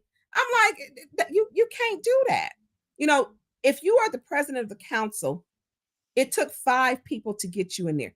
At least maintain them 5 votes and try to garner more in case you may need that 6, or on the backup is a 7. That's what he should be doing. You don't go and alienate people. And it's things that everybody, y'all don't see. Y'all don't see who else then fell out with him. You really don't. And it's been some heated arguments. I'm like, y'all punched that elevator. Y'all, no, let it go on down. I'll wait up here with him. He has to learn how to talk to people. His message, is he a rebel? And you know, will he fight for people? Yes. But we got to look at, how do we measure? Is the way he's doing it, is he able to get anything accomplished or done? And that is. But Tanya, I want to play devil's advocate on that. Absolutely. And the reason why I'm saying that is because sometimes, like I said earlier, like, he can't argue with himself. And if you don't, if you don't go back at him, then he doesn't have a reason to go back to. Because I think sometimes, even if he is doing that, sometimes we gotta let that slide. Sometimes we gotta let some stuff slide off too. And nobody wants to let shit slide. You know what I'm saying? And sometimes we get a little bit too petty. Now, this is what I do know for sure. That meeting that you chaired, it was a whole bunch of petty stuff going on. You did not see that. I can wholeheartedly agree to that and know that you didn't, because of where I was sitting and how they were sitting. And I know you didn't see it. But it's stuff like that. When I'm saying some of that stuff, you just got to let it roll. You got to let it slide. And I don't think, and see, and the problem for me is that everybody want to get their lick back. Yeah. So business don't get done because everybody want to get their lick back. So when it's time for you to speak again, or they ask anybody else got something else to say, and then then the spice wars come out. Now y'all got a hot sauce challenge. And that's what's crazy to me. Because after that happened, and everybody got to talk, and it's a hot sauce challenge. Yeah. Somebody got habaneros, the other one got ghost peppers. I'm just saying, it just be a hot sauce challenge. And I just be like, goodness, bro. And this is what I want to say. But Tanya, this will get me messed up. You, besides Eric, you, and I even give Dennis Pfeiffer, when y'all questioned the things that the mayor's doing. Like when you stopped him about, like I was saying, about Raul, when he said, no, he didn't start, you're lying. Fired him. Hey, you had whatever. I said, but for him to come up there and just to play that game, and that's what I'm saying. Even like when Art came, when Art asked about that tip, about the win fund with that money, it shouldn't just be you. Eric. I feel like Quincy Murphy, Liddell Lewis, like Quincy was asking some tough questions the day before, but it seemed like when they get the administration kind of boggled down, they bag up. I don't think a lot of them, that water, we figured we just celebrated, which I hate is a celebratory event because it should never happen, 8 years. Have they been here for the duration of the 8 years? And it's so much that people didn't live. And I missed yesterday, but I had a prior commitment, but they should be asking the questions, and it's okay. And all of the questions, there are even more questions that should be asked. But the thing is, I get when you're saying, Mickey, ask the tough questions, quit acting like it's a get along with the administration, because it's a check and the balance. We're not there to get along with them necessarily. Right. I mean, when you coming in and saying, well, I need this, well, I want to know what that. I want to know, I want my 17 questions still answered, and they have not been answered. Mm-hmm. I there were some things I voted no on because I'm at the point now I shouldn't have to do a push and pull. How much is in the WIN fund? I know that it was supposed to be 89 million. That's already allocated. Another 11 million. And I was told that was allocated. When we're talking about the quality of the water, it should be posted weekly. And it used to be posted weekly. When we're talking about our deficit, our legacy costs. I mean, we are running a $15.8 million deficit for next year. And we're adding more, you want to add positions to certain, how we just gave a raise to 190 something for the that's adding to our deficit. And we have to look at that. Did they deserve? Yes, they deserve. They hadn't had one since I think 99 or they hadn't had a contract since 1999. Okay. So when we look at things, there's a lot to judge. And I think each person is different, but knowing that water crisis, everybody don't know it. I'm sorry. They just don't. They don't know it. And if they don't know it, I don't think you really know to ask the questions like the chemical feed building. We had Cedar Street. How many service lines do we have repaired? And then I haven't had a chance to finish watching the rest of it. I was home I ain't left the house yet today. Right. Right. As y'all can see. But I listened to them say that it was 800 and something lines that they claiming were broken. I hadn't heard that before. And who they trying to put the lines that were, and this was new to me. I know W.T. Stevens wasn't paid their money. They still haven't been paid. And if it was a problem with their quality of work, then why didn't they go to their bond? I watched that contract sit on that shelf in the mayor's office. If I'm facing, it was 1, 2, 3, 4 shelves down. And I know that it was a political thing. And now, if we don't have that $1 million, that's gone. So I don't know how we gonna pay W.T. Stevens. Goyette got paid $1.1 million for hydrovac, and when they weren't supposed to hydrovac. So when you look at these things, we have some problems, and we're looking at who's gonna move this city forward. You cannot dislike the people. If I'm asking you a question like, Satara, you don't always agree with me, and I know it. Your body language speak, when you're sitting in there. And I get it, but in my decisions, I own them. And we may not always agree. We can agree to disagree. And that's fine. It's the same with you, Mickey. Challenge me on it, because I may need to go back and fix some things look at it from a different perspective. But that's what I respect and I love about you, is because even though I can't, and let's be clear, I don't try to hide it. If I'm mad about it, and I'm like, this is That's you. Right? I don't. I'm gonna be totally honest. I don't try to hide it. However, I'm not disrespectful on the back end when I come back. I'm like, what? Hey, come on now, let's talk about this. Why we do that? Right? Some people can't take that, and I'm not being disrespectful when I do it. But again, I always make my stance clear. I am not on one side or the other, because I don't have a dog. This is how you feel. You're a very passionate person, and I get that. But I think that's my lane, to make sure that I call it out and I pull it out and I get the question asked, because some people are afraid to come to you, Tanya, and say that, because they're like, oh, well, we're friends, or oh, I don't like her. I don't care how you feel about it. Yeah, whether they like me or not, they should ask me. But I do yeah, know. And I ask you. and I appreciate that. Because you have to be able, any person in any position, you have to be able to take constructive criticism. Absolutely. You have to. And I'm not perfect.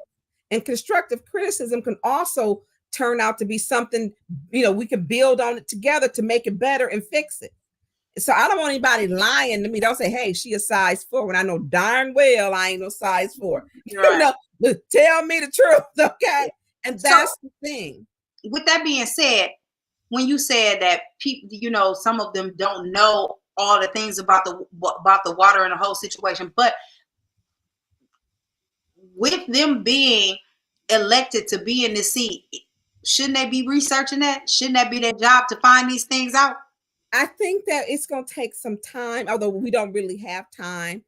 I mean, we have to, and then I'm going to tell you, because it was so much. I know from a lot of different aspects. One, I protested and made my kids protest. I took them to Lansing, protested on the front lawn of City Hall. I mean, I was a part of that. Not just that, for whatever they like there. Woodson ain't got nothing to do. Like I told when Sheldon is Mayor Neely. I respect the office. And I told him, I said, look, he getting on your nerves. He even getting on my nerves. That's when I was working, in the mayor's office. I said, let him take them water samples. You don't have the staff. Give him one of them little red trucks with the little light on it, and give him a little highlighter vest. He will ride them. He'll drive them water samples to Alaska in his lap. Rob Benzick, who was a DPW director, got the contract for legal. He didn't want to be, and I said, he don't want to be paid. That's a win-win. It'll shut him up. You can make sure you meet that standard with ego. Let him do it. He wouldn't do it. He wouldn't do it. And Woodson's thing was, I want to make sure the water is safe. He will call because he ain't got no time. And he always trying to make a point. Matter of fact, I think he mad at me. Now he hung up on me the other day. So he hang up on me all the time. And he will go the water quality. He's true. There's TTHM. There's other things in our water besides lead. And so when we have been educating and going to all of these seminars and reading all this material, everybody hasn't been doing that. Yeah. And you think 8 years of everybody learning this, you learning it, you reading it, you researching it, you just know it. Mm-hmm. And everybody hasn't had that interest. And it's a lot of in-depth. We do need a cancer cluster study. The cancers are more aggressive. Art is 100% correct. They told people that they had pneumonia when it was not pneumonia. You know, they had Legionella's disease. So it was so much. Flint has been done so darn dirty. And people come here, make a lick, and keep on moving. Absolutely. So with that being said, and you said that 8 years have gone by and people are not that interested in it. Not that interested. It takes a long time to learn it. No, you're absolutely right. But no. I want to say this to you. I think you said it exactly right. So you even if you want to take it back, I'm gonna put it out there. I think if I took it out there, No. I'm just saying. I mean, even if that's not exactly where you meant, because I know sometimes, you know, I think it's a lot in 8 years. It's a science of it. It's a lot. But Tanya, I'm devil's advocate again. But Tanya, here's the thing though. We supposed to love Flint. And if you live in the city, it affected you. So you should care. And you should have 8 years of knowledge of something. Even if it's just one thing. It may not be all of the TH and the T. It might not be all of that, but it's something. And you should have 8 years worth of something because it should matter to you because you live there, right? And so if we're voting for you and you are a council person in Flint, I don't live in Flint, right? But I know some things as it relates to the water, but I don't live, and it did not affect me, but it affected the people that I love and some people that I love. So I know, right? But if I lived in the city of Flint, right, it would have affected me and be affecting me right now for 8 years. And I should have to be way more knowledgeable. So I think that they don't care. And I think not that they don't care enough. I don't think that they care enough. And that should be a thing. And I really exactly think that it should be a thing because we have just got bamboozled. We had just, listen, y'all, we got fucked with no lube with this settlement. We really did. The settlement was bad. Absolutely. Absolutely no lube. We got, but had we had enough people that cared enough, I don't think that would have been the thing. Well, I think we should, and that's a good point. It was definitely by design. However, we didn't make enough noise. And we should everyone educated on the effects and the quality of the water. You are, and it's not too late.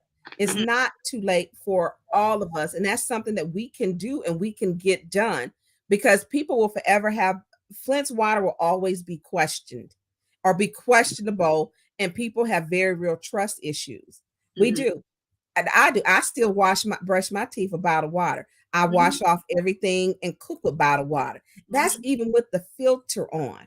So when we look at that, because it wouldn't have happened in any other community. It wouldn't have happened in an affluent community.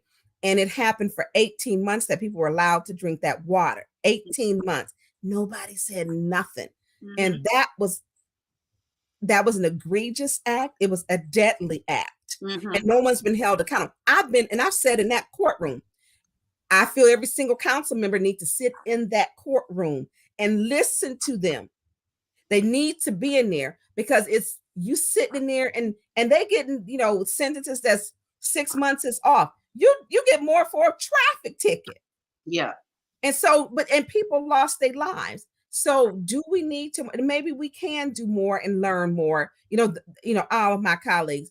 And that's that's good constructive criticism so that we can work on that and fix that.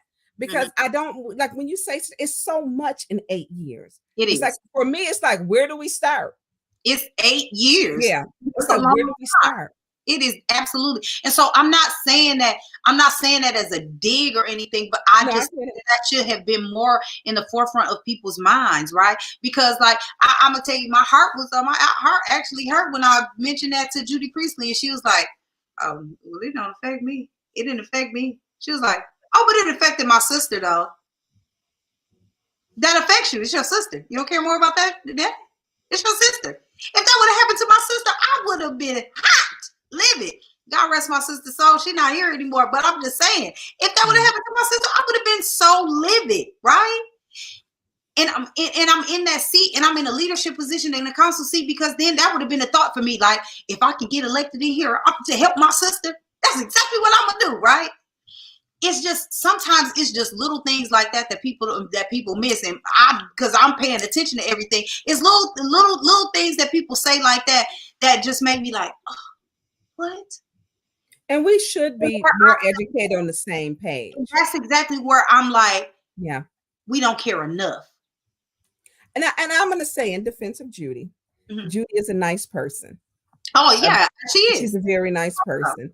Very much she is. And I did not. I haven't had a chance to watch all of her with the. I tried twice, but I had a lot of stuff. And all kind of stuff. I get it. And so we do need to do a better job and be on the same page. And I will say, I wouldn't say it did it. I believe she's concerned. I do find her to be a compassionate person. Yeah. But we as the council, we all need to be on the same page. And we need to have an understanding that the TTHM, the PFAS, the cancer cluster studies. And when Winston brought that up there, I had a guy from, and I forget what part of Texas, send me. He wants to ask if we could come there or he could come here, because they're asking. It's another Black community, who are requesting a cancer cluster study. So I think we need to, and then we got Ben Harbor. That's, they just did them dirty too. So when we look at these communities who have suffered, they're all communities of color, and but they consider to poor people that they don't care. That's the point. Not to cut you off time, but that's what I was saying when they like seeing the racism, how is racism all tied into this? Like you said, them all Black communities and poor.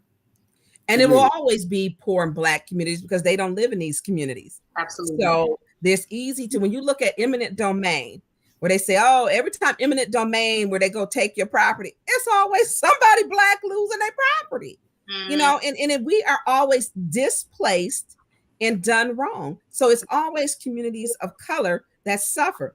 Economic development is important for the city of Flint. I want to see growth, but I want to see growth on all sides of town, or some plans for it. But you have to have, I do, but I want to see downtown is doing good. You have to have your core, and then it's supposed to branch out. Yes, I would like to see some plans. Now we ain't passed it yet. The new zoning, yes, zoning map. And it's got some work. It's not going to be perfect, but it was set up for it. It was set up in the 50s originally, then in the 70s. So it wasn't set up for people of color originally. Absolutely. But it can be changed. So this is a please step. change it. Please change it, because them suckers that still want it ain't got no room for us. Please change it. And that's where people have to start coming to council. Like I tell people, come to council. I encourage my constituents to come. That's their council. Come watch on YouTube. Your voice. This is your council. And we can. Now I got to get up. Listen here. I was there at 8:30, and y'all hadn't even got to it yet. I can't be there all night. Yeah, I know. I got ADD. I know. But today get into all these points of order, points of information, and that's where you saying let it roll. You saying, well, he's gonna do it, and they're saying no. I'm tired of giving him a pass on let him do it. And I get what they're saying too. I get it. And they're tired. I think they're tired. And everybody deserves respect. Respect should be served up to all of us. Can I suggest that y'all have a meeting just for public comments? Because damn it, I'll be tired. But this what I want to say, Tanya.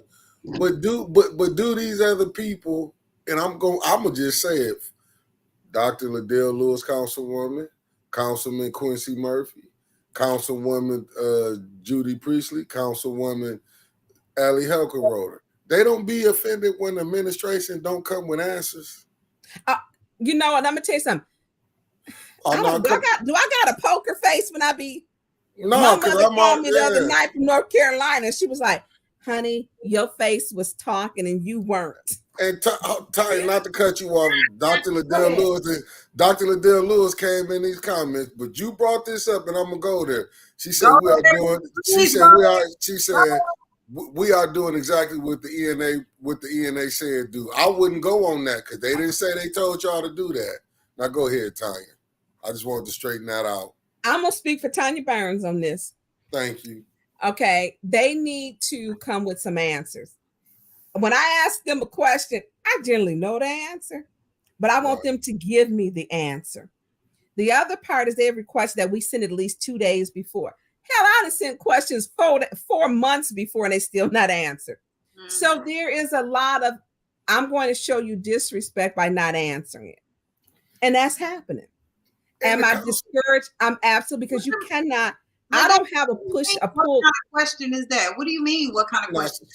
She talking about when I said about the ENA. She talking about the ethics and accountability. They doing what the letter said do. Till we figure it out. Now I went to that meeting, right? And they voted unanimously. The Ethics and Accountability Board stated that they did not give a recommendation. But Liddell keep referring to Liddell.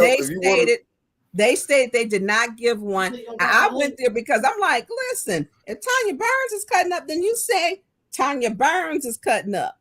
Right. You know, put my name in there, what I need to do for corrective action. And it didn't, it said as a council as a whole. So that's why I went to the meeting, because Pastor Gilbert said, well, you know that if you don't show up or respond, then you are subject to being subpoenaed and all. So I went to the meeting. I went. And I did not even I did not see in there said whereas the ethics and accountability. I didn't see it. I did not see that. And I'm like, wait a minute, is that in there? I whip up my laptop and type it in. And I'm like, oh, that's in there. They voted unanimously that they did not give a recommendation. And I had not paid attention to that, Mickey. I hadn't even seen it really until he brought it up. Because my reasons for, I felt he should be removed because his behavior should be presidential, but do it the right way. Give him maybe 30 days. I didn't know that. I didn't even know that letter had exist. At 5:36 p.m. that Friday night, we got an email. I didn't find out till maybe 11:30 something that it was a resolution on the floor to remove him. I wasn't a part of that. So I did not know. When I went to Ethics and Accountability Board, because we were getting reprimanded. So who wrote the letter? I don't know. Okay, that's one of the questions. Yeah, I did not. I don't know. Yeah, because I see Dr. Liddell Lewis said their last recommendation. Look at it. If they said they didn't, and you said they did, I can't see her. What's the name? But Joe King and Pastor Gilbert stated they did not give a recommendation when we were at that meeting, and they voted unanimously. Dr. Linda Thompson was there, Carol McIntosh, Art Evans. They were all there, and they wanted a full investigation. Oh, well, sorry not to cut you off. So I don't know if the Ethics and Accountability Board need to get with somebody somewhere ain't telling the truth. I feel like this. Figure that out. I feel like this: if the council people that voted for that's lying, and if we find out the lawyer and whoever behind, I feel they should be out their seat. Because how can you trust them when they were? Because that's what you're going by, your word. If they caught lying, you done lost your trust for the people in your ward. Well, I don't want to get too deep into that, Mickey. Oh, we ain't gonna mess with it. Because it's going to come up. I'm gonna speak for me. I did not know when I was in that meeting at the ethics board. The ethics board voted unanimously. They did not support a recommendation to remove him. That's public record. And they stated that they did not give that recommendation. Oh, we can leave it at that. Say less. I wanted to play out in court. Yeah. So that part, and they have an investigation. I don't know who's conducting the investigation, but they said they were giving they were going to do an investigation. Hmm. So I guess we just have to wait to, hear it out and let it play out. So Tanya, with that being said though, I know that is a lot of the reason why we can't get people to come to council. It just gets so messy and so just all over the place, right? And it's hard. And so when we say come down to council and you got to talk and to do this, again, the meetings are so long, and I always be like, I got a little touch of ADD. That's the truth, y'all. I really do. I laugh about it, but I got a touch of ADD. And so I be trying to see, Tanya, I know you be seeing me. I be twisting and turning and moving. I be trying to get myself together, and it just take a long time for us to get there. But at what point can we get to where we can actually come and feel like we're a part of it and be a part of it without all of the hoopla going on? And then here's the second part to that is, I know that it's always said that when Eric is not there, the business gets done or whatever, but outside looking in, I'm playing devil's advocate to that, is if he's being provoked sometimes in doing that, of course it's not going to happen. And if we not letting some of that slide, like him, even him, when I say that to him, you got to let some of that stuff slide, Eric. You got to chill. Like, you got to know when to hold them and when to fold them. But that goes for everybody, right? Mm-hmm. And if that can't get, and if that can't get done, then I don't know how we can continue to how I can even advocate and continue to say, hey, y'all come to council with me. Because I'm just like, we sat up there, that we didn't even get to it. I had to leave. And it's so funny and it's so crazy. And I really want everybody to be involved. And I think that if we stand together and we get involved, we can get some things done. We can get these things heard, and we can say these things that maybe you all are not hearing from some of the other people. But I don't know what to do at this point. I think we have to look at the business. And I think when you talk about people are really tired. I mean, everyone on that council has been, and I'm going to speak for me. Mays has said all kinds of things about me. And going out the last time, he was yelling and screaming, F you, and this BS. He said all of that mess. And the thing is, and he said before, that's why I nearly got rid of you. Yeah, you better hope I let you back into the meeting. I mean, he said a lot of things. I'm not going to be verbally abused. I'm not expecting anybody else to. Mm-hmm. And we have to look at the point. So every time I opened up my mouth, he did a point of order, a point of information. Mm-hmm. The purpose of the role of whoever's chairing the meeting is to make sure the meeting is to keep people in the meeting, facilitate it, and keep it orderly and keep it moving. Mm-hmm. That is what the role, whoever is chairing. And mm-hmm. that is something that has to be done.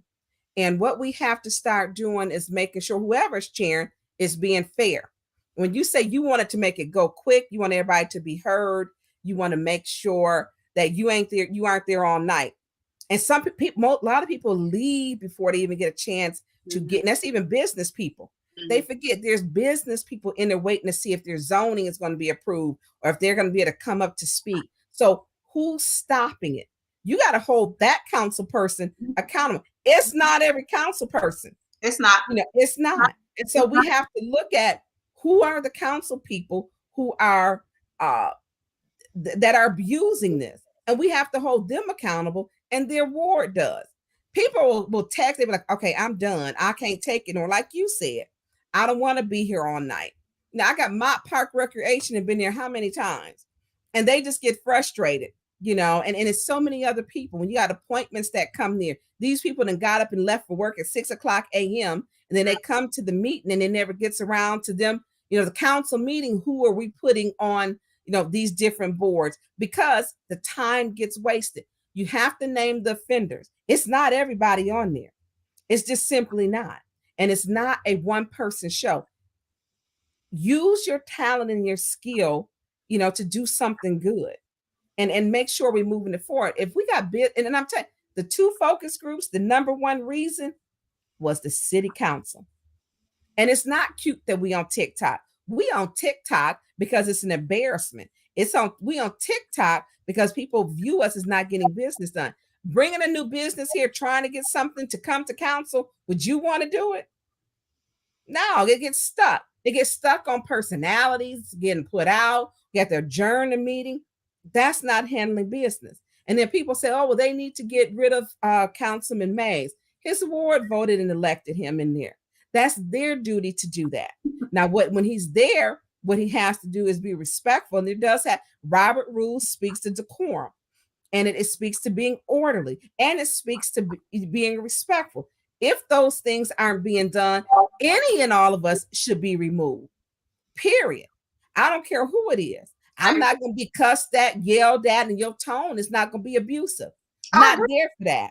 And if because and it takes a lot to maintain, like he told me, her mouth ain't no prayer book. And he's correct. It's not, because he knows. But when we're there, we have a job to be responsible and respectful to do the business of the city. It has to be. And a lot of it is just wasting time for nothing. And I hate to say it, we look at it. When he is not there, the business does get done. That's just the fact. Would I like his input? Absolutely. I would like his input. But if he ends up getting removed, the business is not getting, we move it along. Because by the time we're supposed to work out everything in committee, by the time we get to council, we have already vetted it. We're voting it up or we're voting it down. Council should go quick because we've already done the work in committee. And people do get tired. So I don't blame you for leaving. People get tired. So we got to, if it was me holding it up, my constituents would tell me. The constituents have to hold the person that is causing the issue, hold them accountable. So let me tell you what my issue is with that. Not because, like I said, I'm not condoning his foolishness at all. But here's where my issues lie, is when he's not doing that and he's asking the questions, right? And people just don't like the questions that he asked, or they think it's not relevant. And so it's an issue. And that's petty. I've seen that. That's what I'm saying. That's where I'm at with it. And I just want to go back and that's personal. And that's my issue with it, is personal. And I seen when Liddell Lewis said, let's put the personal politics away. Well, you're one of the ones that put some of that personal out there too. And I understand that he do that at you too, but who gonna be the bigger person? Somebody got to. If you're gonna call it out and call it as that, and that's the same thing that I say to him, and I tell him that. I have told him that numerous times. Mickey can even tell you out and be like, dude, stop attacking them people like that. You can't do that. Don't do that. Stand on the fact. Talk about the issues, and it shouldn't be made. Okay, when someone's telling you, my learned colleagues, okay, you calling people dumb. People not gonna. You can't keep doing that. They come in here, been here 3, 4, 5 months. And you cannot continue to badger them and think they're not going to defend themselves. You just can't. Yeah. And so he has to stop that. Yeah. He has to stop it. And I'm saying, you look at those first 3 months we were on. He was moving the meetings along like that. He was on topic. He included everybody in. He made sure everybody was a part of it. Hey, you want to be on this committee? You want to be on this committee? You want to do it? Yeah. He was inclusive. And we need to make sure everybody is inclusive. But he has to, he can't be jumping off for that. He's setting some tones that he got to stop. You can't keep picking at people and thinking they're gonna keep turning the other cheeks just to be slapped on that one. Absolutely. And then I just know that we were talking about like the racism, and Mickey is very adamant about that too. And my thing is on the outside looking in as well is and when certain things like that happen, it looks real cliquish, and it looks like cliques it together, and you got these little groups, and you got these small groups going on when it should not be. And I know I talked about that earlier, but that's a thing for me, right? Because it should be inclusive, it should be everybody, and everybody should be talking about everything that's happening in everybody's ward, just not one. And I think that it's time out for the parties, and it's really time to get to some business and really get to the hard stuff. Parties easy. Planning that's easy stuff. Yeah, it's fun stuff. We should have some fun stuff, but it's a lot more going on that needs to be addressed than fun stuff. Like, seriously, we are in a state of, oh my gosh, it's not even words to describe it sometimes, of how There's things a lot going on. And it's a lot going on. And so what do you mean when you talk? So you think that this council is it you feel it's black and white? Or is that what you're saying, that it's a clique that we're breaking down according to cultural biases or by color? No. Okay. Because some of them. I was going to answer it for you. Well, I can answer y'all input. Let me answer it. I'll say now, far as voting and giving contracts out, I think it's bias, and it's that I'm gonna agree with you. All of it go to the whites, and the blacks we fighting over here from crumbs. Yeah. And here's the thing with the black groups. A lot of them, they say it's a bond issue. Okay, but let's work out how do we fix that. Black companies have a problem getting the bonds. And that's one of the issues. They will use some of these black contractors and then subcontract the work out. So we need to change that to make sure black businesses are getting a portion. That is my goal while I'm in here. And I wanted to, and women, minorities, those who fall underneath that umbrella. Now, I want to make sure of that. So that is something that I am going to continue to push, bring awareness, and bring people to the table so that we can make sure all people are getting. I don't want to keep seeing the same old companies when I know there's other companies. I want to see that pie shared.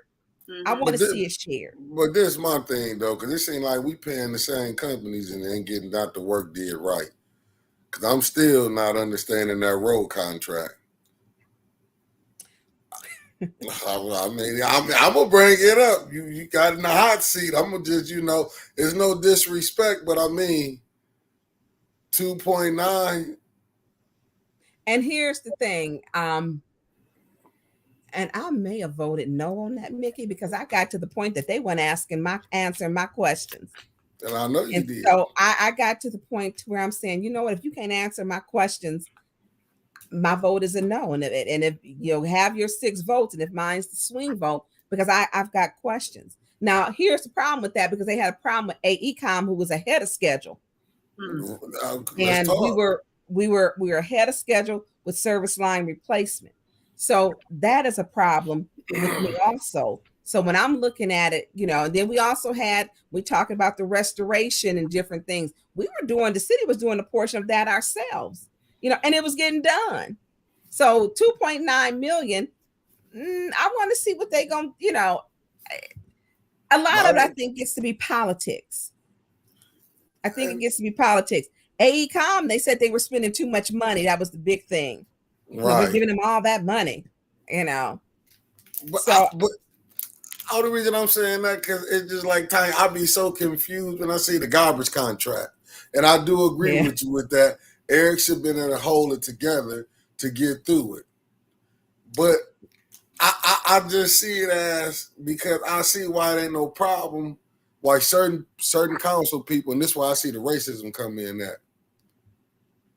We can't never, they just, when that come up there, because it's at a white company, that they, you know what I'm saying? But if it was a black garbage company that wasn't doing the job and got that money. You talking about with the new garbage contract? Yes, ma'am. Okay, the $9 million, because we don't know what happened with the prior contract, because the DPW director stated it was shredded. He said he was instructed to shred it and dispose of it. So they stated. I was there when he said it. Yeah. So when we talk about, I want to know what is $9 million that we getting in premium services, because it's not a lot of science to picking up the trash. You're going to pick up the trash, the recyclables, and you're going to pick up the compost. You put them on the curb on your trash day, and the truck picks it up, drive it away, take it to the landfill. What is $9 million more that we paid for? So they said, well, it was because of the trucks. And you go back and listen to them hearings. It is inconsistent testimony. Inconsistent. And that's what I'm saying, that we don't got 6 council people, because I'm already gonna tell you I can already tell you who gonna vote, who's not gonna vote against it. I'm not saying you supposed to check the mayor, but when they not doing the you best, should check the mayor's elected official. No, but what I mean, no, you're right. But what I'm saying is not to be in petty. Like sometimes I be feeling like Eric can get, because I got pettiness in me, so I understand it. I can get real petty. Yeah, but I'm just saying, and I understand it. But I'm saying when they not coming up here and can't answer questions, I'll be following you left to right. Because in the other the trash hearings are not done yet. I think there's a second list of people to be subpoenaed. And like I tell people, and even my colleagues, they need to go back and watch it. They can go back from the first time Joyce McClain was there. You know, I actually went to the bid process and was there when it was open. Then went to, the first time we had the trash hearing, because trash has always been, for some reason, an issue. And so that needs to be made clear why we're paying $9 million. They stated because the trucks, they didn't have the trucks. Then they said the other company didn't have the trucks because their trucks were in Canada. Then they were leasing trucks. I mean, so I'm looking at these, listening to these answers, and they're not making, they need to get their stories together. Yeah. If you're going to rob a bank, don't rob them with some of that group, because them stories were not together. Right. And I get why they have, there's questions. We're going to have, while we're counsel, there'll be another contract that we will have to vote on. My goal is to make sure we don't make the same mistakes and pay $9 million more for a trash contract. And we know we have a deficit of $15.8 million plus. So what are we paying $9 million for? You pick the trash up, put in the truck, and you drive away, put in the landfill. Then now they're saying we don't have, I thought we were going to get more dumpsters. We got problems with dumpsters. We don't have dumpsters for spring cleanup. It's a huge problem. So there should be. Mays is right with questioning that. But how you question, you need to stay in the meeting. You can't yell at people. You got to kind of, I ain't going to say be cool, but, handle the business. Well, I'm going to say this, not to cut you off. No, go ahead. Who approved that $300,000 helicopter? Because that could have went to some. We got to talk about that helicopter, because listen, let me give you some clarity on the helicopter. The helicopter was approved in April, and anyways, that $304,000 contract was never put into play.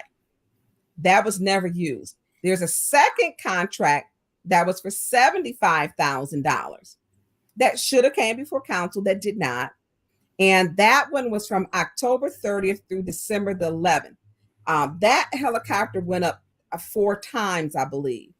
And then I asked them what was the outcome, or how do we measure it? And I put that list up for transparency. So I put it out there. So it was $75,000 for that helicopter. It did not have night vision, infrared tracking devices. It didn't even have a decal on it that would have said City of Flint. I mean, it just did not. It was a waste to me of $75,000. So that ended December 11th. We have always had the use of the Michigan State Chopper 1. We have use of that. That has been a helicopter that you have been seeing, and everybody here, because Chopper 1 is here. That helicopter costs $4.9 million. We get to use their pilots for free, their fuel for free, their insurance for free. Keep using it for free. Let's get more enforcement so we can enforce loitering, get preventive services. Let's use it, wraparound services. Get to some of these young folks before the streets get to them. I do not agree with that $75,000 use of that helicopter. I said it before when it was at the $304,000 that I didn't believe that we should be getting a shiny new helicopter. I didn't agree with that. And I still don't, because let's use Michigan State ones for free. Because if something happens, if they call from that chopper, I need a car, I need a unit or a cruiser. If you ain't got nobody to get a call to, what purpose is having the chopper? They can't answer 911 calls right now. But that's what I'm saying, Ty. They passing by car and they just rolling right past it. That's leadership. That means Chief Green needs to make sure leadership in his department. That's his department. Yeah, and let me say this, because Brenda Boyd has said something. Well, that was one officer. He was in one car, one officer passed by. That's your man. He has a radio, and he still has a responsibility and protocol is go through that parking lot and whoop, whoop, I need this crowd to disperse. Absolutely. Right. And that's your job. The girl got hurt. The ambulance ended up there. And guess what? Down the street, backup was less than 1 minute away because they were down at Prime for the past 2 hours. Exactly. And we wasted people's money. And my point to that is that's your job. Ain't mine. It's your job. You signed up for that. You did that. That's your job. And they have those. That's your training. That's your protocol. That's the stuff. Let me tell you what and I've worked with all the prior chiefs, a lot of them. And a lot of them are my good friends. And so when we talk about, they're like, what the heck is going on? They are laughing. Wow. I will get to that, Jaleel. Chill. We not even on that yet. It'll get there. Yes, it's interaction. Excuse me, Tanya. One second, okay? Yes, it's interaction between the watchers. You got on late. I answered a whole lot of questions between the watchers. And then we brought Tanya on. We talking right now. I'll get to that. And what you talking about ain't have nothing to do with what I'm talking about right now. But I promise you I'll get to that. Don't do that. Go ahead, Tanya. Okay. So when we talk about protocol, I have not talked to one, if they was in command, if they was a chief, a captain, a lieutenant, or a sergeant. A lot of these are retired ones are on the department. They were like, listen, you go through the parking lot, you whoop, whoop. When you go by, hey, I'm gonna need some backup, I'm at the corner of Pearson and Fleming Road. That's what you do. It was, those girls were in high school. Those girls, a lot of them, they said had been drinking, had come from skate land. And they were just hanging out in the parking lot. There was a sign on that building for loitering, which means enforcement. Hey, y'all get out of here, go home. Yeah. That's what should have been done. Yeah. So the people, well, he was only one. Okay, yeah, but you know what? That's still your job. Call for backup. 1 minute away. Somebody ended up getting the ambulance, ended up being called. The police end up coming, state boys. You always have backup. No one's saying sit there and not do nothing. And matter of fact, and you said on he stated they was getting ready to break it up and he brandished his gun on that video. Yes, which has gotten 30, 40,000 views now. He want to be Facebook famous. You take that job. That's just like saying, if I am a chef, I'm expected to cook. If I'm a bus driver, I'm expected to drive the bus. If you are a police officer, you are expected to enforce the ordinances. Simple as that. So Jaquez Jones said, I hope I'm saying your name right. It looked like Jaquez. Jaquez Jones said he's called every single council person every day this week, and the only person who picked up the phone was Mr. Mays. And he said, "Why aren't y'all answering? Why aren't y'all picking up?" What number is he calling? He didn't call my phone. I don't know. Because people on here will tell you my phone ring all the time and I answer. Yeah. So I don't know what number he's calling. I've never heard that as it relates to you. Let me tell you, I can tell you 3 people that I've never heard that they've never not gotten an answer from. And that's you, Quincy, and Eric. Those are the 3 people that I always hear that always answer their phone. So I can't say, that's not something that I've always heard. So maybe Jaquez, maybe we can get you the correct number to call. Send it to me on Messenger or text it to me, Tanya, and I'll make sure. Yeah, I'll text. That phone's on the charger. I don't even know where my little city phone is at, but I'll get it to you. Yeah. And I'll make sure that we posted Jaquez so that you have the right number. And I'm fine with giving my city phone number out because if he's in my ward, but it's 810-471-7849. So it's 810-471-7849. He can text me He can send me a text, the email. He can call. I'll just put it in the chat, y'all. So then, I'm gonna get to that, Mick. And then, so there was another question I was gonna get to real quick before that, because that came before that. You know what? Never mind. Yep, let's just go to Jaleel. He said, it's a respectful question too, Miss Burns. about Just call me Tanya. he asked Okay. a motion to do all. Hold on, because it was longer than that. Hold on, I'll read it. It said, I saw just briefly on that. Can we get council to put in a request to have all things done necessary to have Hurley Medical Hospital investigate and be transparent to the public the misconduct, unprofessionalism, and inhumane treatment of John Fleming on April 2nd, 2022? Yeah, and I think that's absolutely reasonable, and it's fair, because you talk about somebody had a very bad day.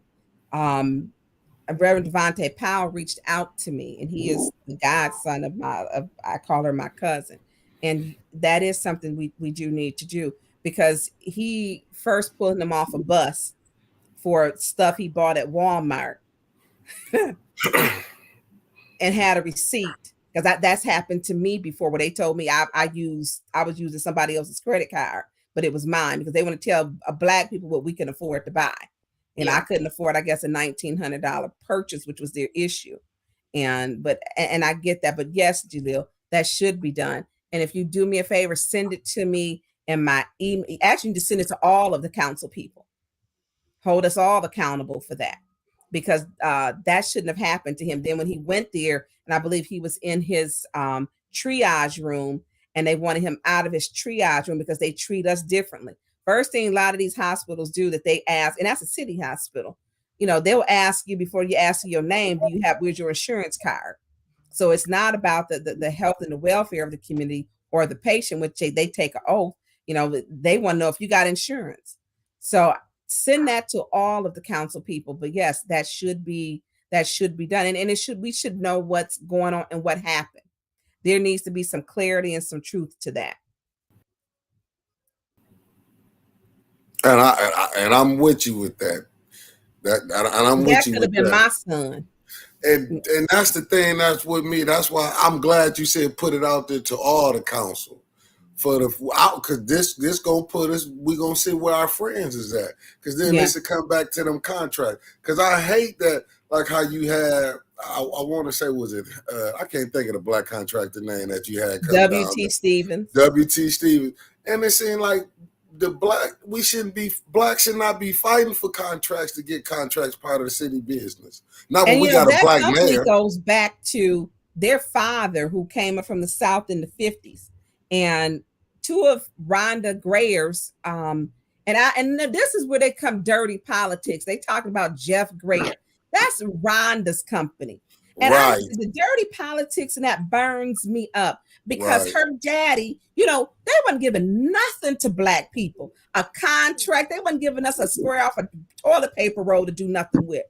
So Rhonda, who has an accountant degree, a master's, and her sister Barbara and Norma, they're both retired police officers, both of them. So when you talk about they've served their community, and then this city is doing them dirty, and then to drag W.T. Stevens' name, a black man who gave people second chances, who were felons, who have been to prison, and said, hey, you need a job, I got one. I'm going to teach you a trade that you will forever use to make some money. That part that they're missing.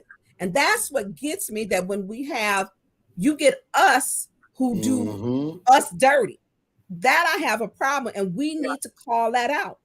That man company, he had been in business since the 50s. And these are educated women, who are running that business. These aren't no dummies, or, like they drug addicts and criminals, and they putting it up, that the person who putting it up talking about W.T. Stevens, shame on him. Shame, shame, shame on him. Because W.T. Stevenson gave back to this community more than I have.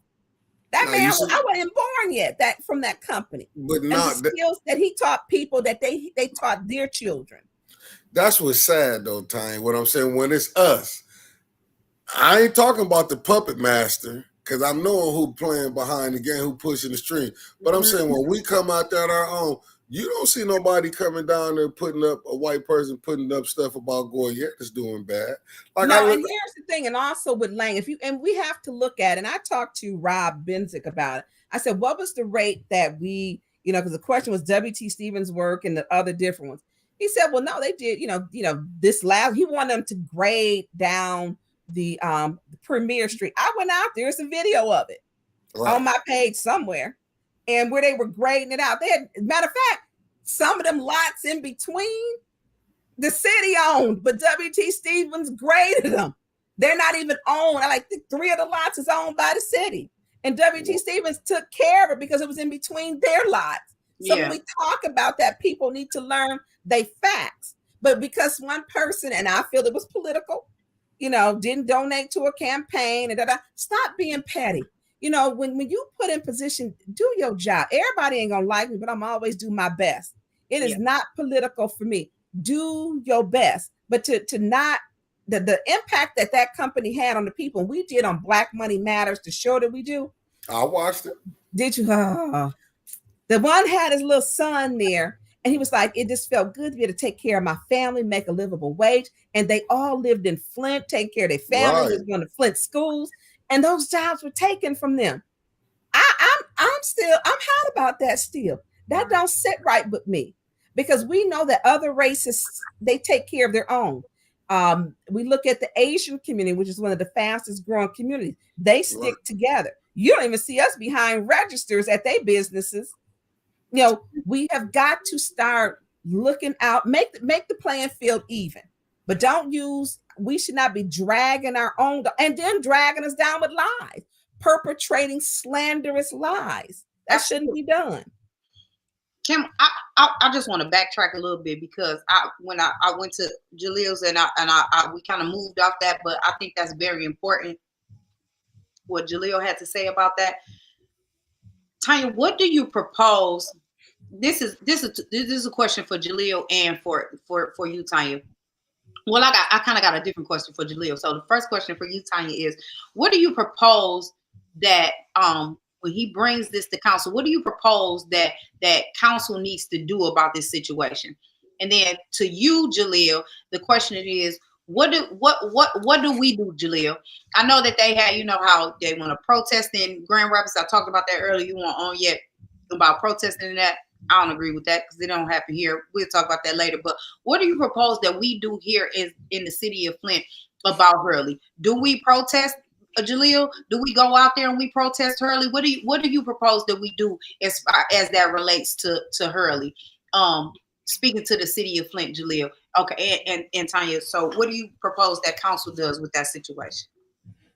Well, I think that one have to be a resolution, but I think that we need to hear from someone at the Reverend Devontae Powell, and Jalil needs to, Jill Minister X, right? Is it Minister X that he needs to speak before council to let everybody know they don't know. One, bring about awareness, and we need to talk about it. And I don't know if a family member can speak for them too. You always need to make it personal, because when they don't really understand it, they can't understand, everybody don't understand how it is to be Black or in a Black male. You just don't. And so someone's got to speak to that. No one's come and really talked about that. And then we can do a resolution. But first, tell your story. Shoot everybody an email. Hold us accountable. Send the email to everybody so they can't say, well, I didn't hear about it. Email first, then come to council. And then request that we do a resolution to do all things possible, necessary, and to have an investigation. Because that shouldn't have happened. That shouldn't have happened. It shouldn't have happened. So Jalil, do me a solid. After you send out the email to everybody and you get everybody together that's gonna go down to council and address it, can you let us know so that A10 News Media Group and Yo What's Poppin', we can all show up and we can support you in that? So I would like to know when you do that, and so we can support you and post it and make sure that everybody else is aware as well. So I would like to do that. So yeah, so everybody, we really need to start coming together as a city and need to stand up for some of that stuff. I think that's an issue and that's a problem. And I know I spoke out about that earlier. We can't keep going to other cities and supporting the inhumane things that are happening to people in other cities, and we can't do that right here at home. I don't feel comfortable, and I just talked about that, Jaleel, before you got on. I don't feel comfortable going to a whole nother city 2 hours away to protest for a man that passed away. Although my condolences to him and his family, I just don't feel comfortable doing that. And I'm not doing anything for this young man here. I'm not doing anything at all here. I'm not protesting. I'm not speaking out. I'm not talking to the news. I'm not doing anything. But yet, if I get an invitation to go and protest in Grand Rapids and then I do that, I think that is the silliest shit that ever was. I don't think that we need to do anything outside of us. If we can't handle things at home, we don't need to handle something somewhere else. If we can't take care of home first, there's no way we should be going somewhere else. I just wholeheartedly believe that. Like I said, my grandmother always told me when I was growing up, and I didn't know what that meant until I got older, when she said charity starts at home and it spreads abroad. And we can't do that at home. We don't have no business being in somebody else's house. If you go to somebody else's house and clean up their kitchen, and then I come to yours and yours nasty, what are you doing? That's how I feel about that. I just feel like I feel like we just doing a disservice to each other here in Flint, and we always want to talk about unity and coming together and being together and doing all those things, but yet we can't stand up for each other right here. And just like Tony, when you were chatting before you had got on, and I said it's not fair that, although I know that's your job, right? Well, that's not your job, but it's your job. When people tell you about those things, you don't have to get out your bed and do that. But if it happens next door to you, it happens down the street and you hear it, I don't think that we should just be looking out our curtains or becoming Quentin Tarantino and Spike Lee and having our cameras out, as opposed to going and offering a service, if it's just a blanket or just a shoulder or a telephone for them to call or whatever the case may be, whatever. But Satara, people don't want to get involved anymore. And I get it, but I don't get it. Now, I get it from people saying, you're going to get enough of going to these crime scenes. You're going to get enough of running out here, and I don't go until it's safe or we're police. A lot of the things they don't even know that I do. And I connect them to different services and different agencies because I can't get stuff done on a certain level. And that has got to change. So yes, I'm going to raise my voice. I'm going to raise a little bit of hell about it. I was on the phone last weekend with the Michigan State Post commander, and I'm sitting in front of the window, and the young guy across the street pulls his motorcycle up. I said, this cop is on the grass. He takes his truck up on the grass. And so I'm standing up and I'm looking now, and I'm going to open up the front door and I'm looking out because I always think that could be my son. And so I'm making sure everything kosher and cool. And she on the phone and she's saying, that better not be one of my troopers. And it was not one of her troopers at the time, because she's holding hers accountable. We have to hold the people, our elected officials, the people who work for the city, and our community members accountable. Now, the young man didn't have no business what he was doing. And I said, no, I told the officer, no, I'm going to go talk to him. And I did tell him, don't be doing that mess, because you are part of this community. If you don't want the police at your house, quit doing dumb stuff. Period. And and I talked to him. I've talked to him for years. And has he changed? Yes. I'm gonna address that. Gotta quit being afraid to speak to the people in our community. Go ahead. Oh no, I'm listening to you. We gotta quit being afraid to speak to the people in our community. And when I talked to this young man, he didn't have a good relationship with his mother. Don't know where his father was at. And so I will wake up in the morning, he'll have my snow shovel. I don't know who be shoveling my snow sometimes. I'm gonna be honest. They will plow it, they will shovel it. That's what they do. And because they're looking out for me, because I have community on my block, because I talk to them and because I care. And that's what we have to get back to. It's community. And even with the young lady with the block that her house was shut, we got to figure, how do we fix this with her? They're not looking for her.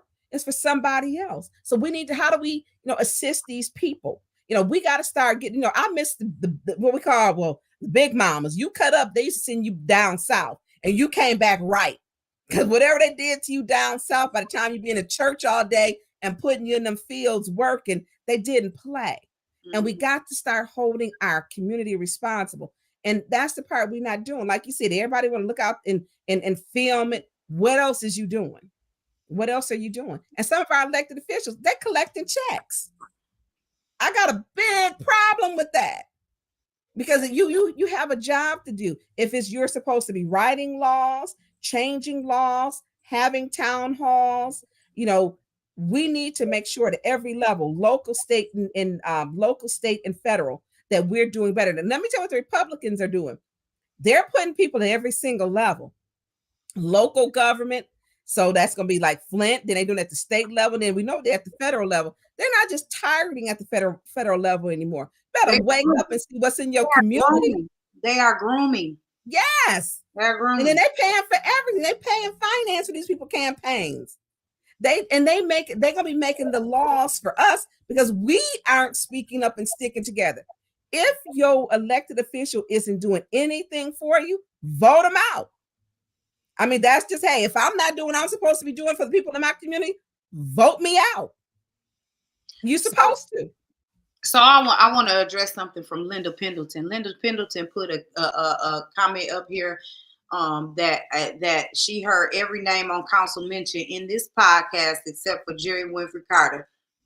Clearly, you didn't watch from the beginning because I did mention her because I have an issue with her and I had an issue with her. I also did not mention Eva Worthing and I have an issue with her as well.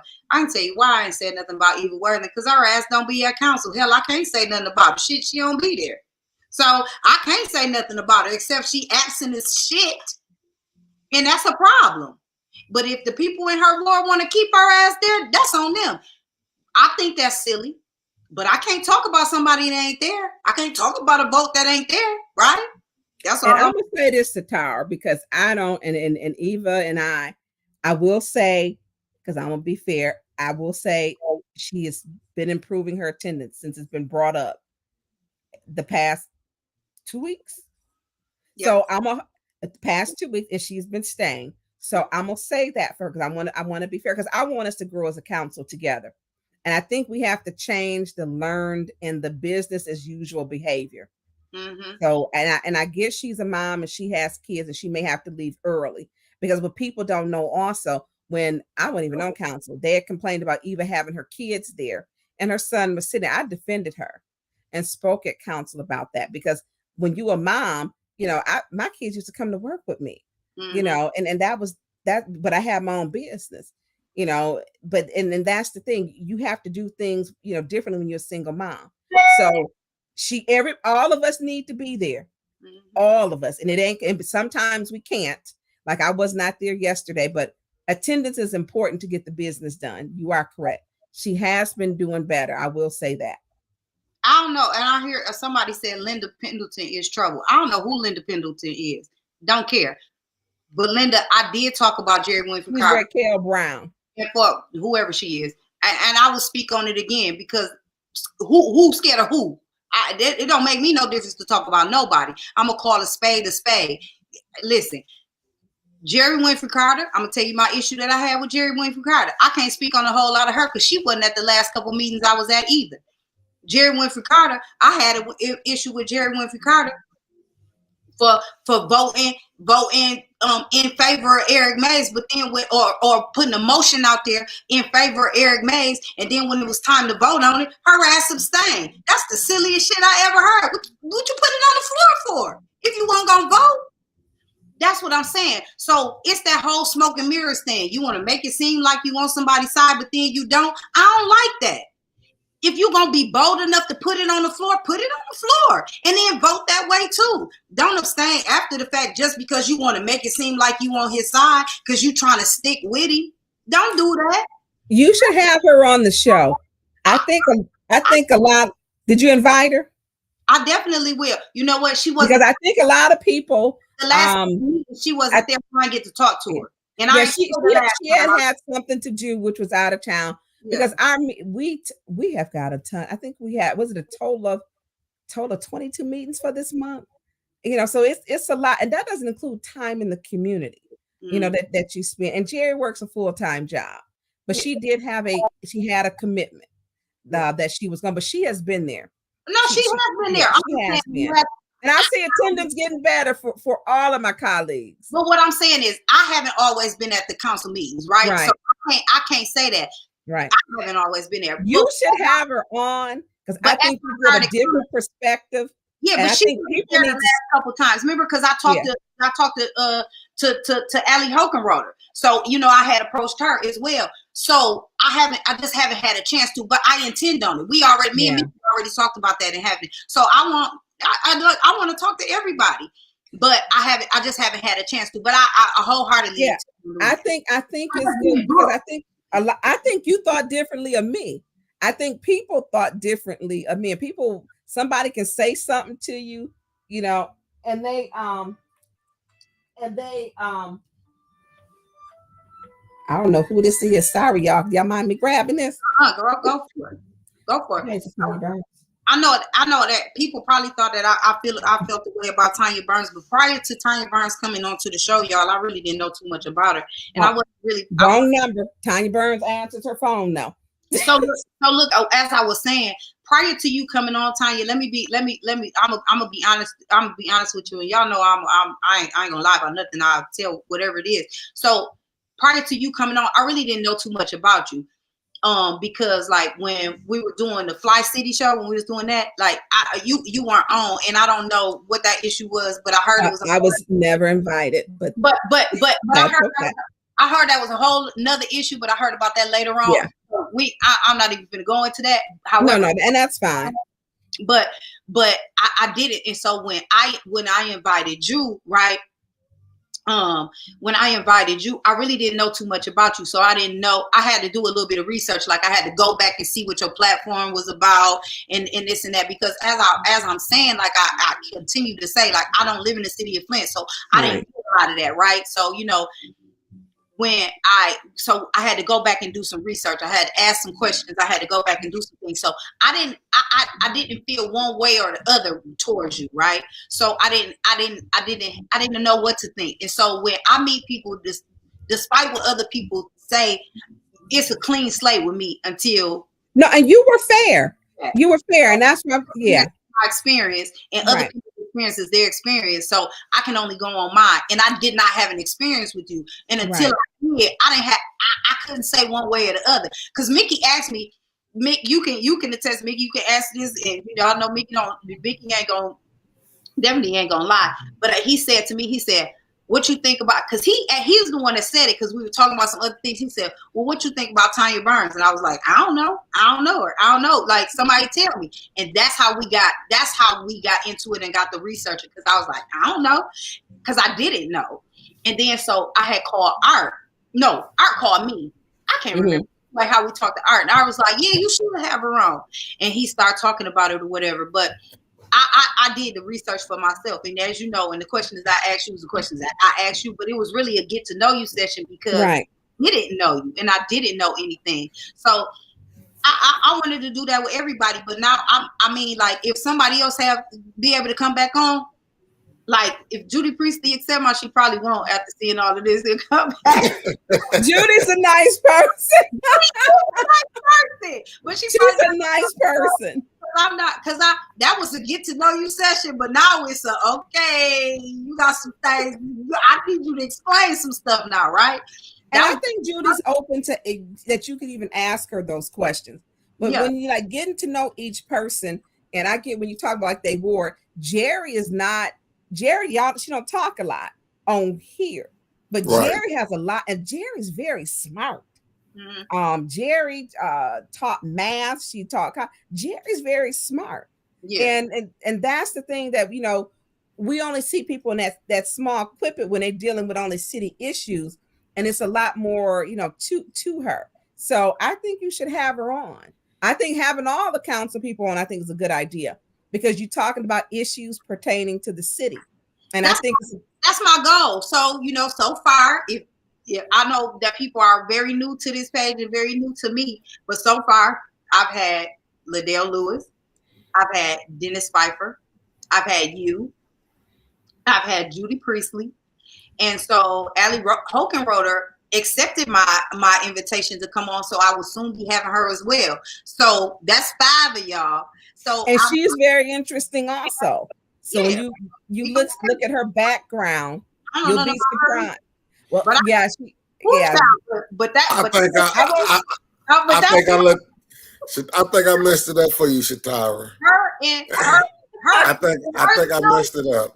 Too. I got some real questions. Mickey, you messed that up for her. I blew this one the other night when I really showed them that I told you, Leo, even though I'm not part of the nation, but I follow them so strongly. And I'm into my black thing. I'm just gonna be honest with y'all. I don't want to lie. I'm into my.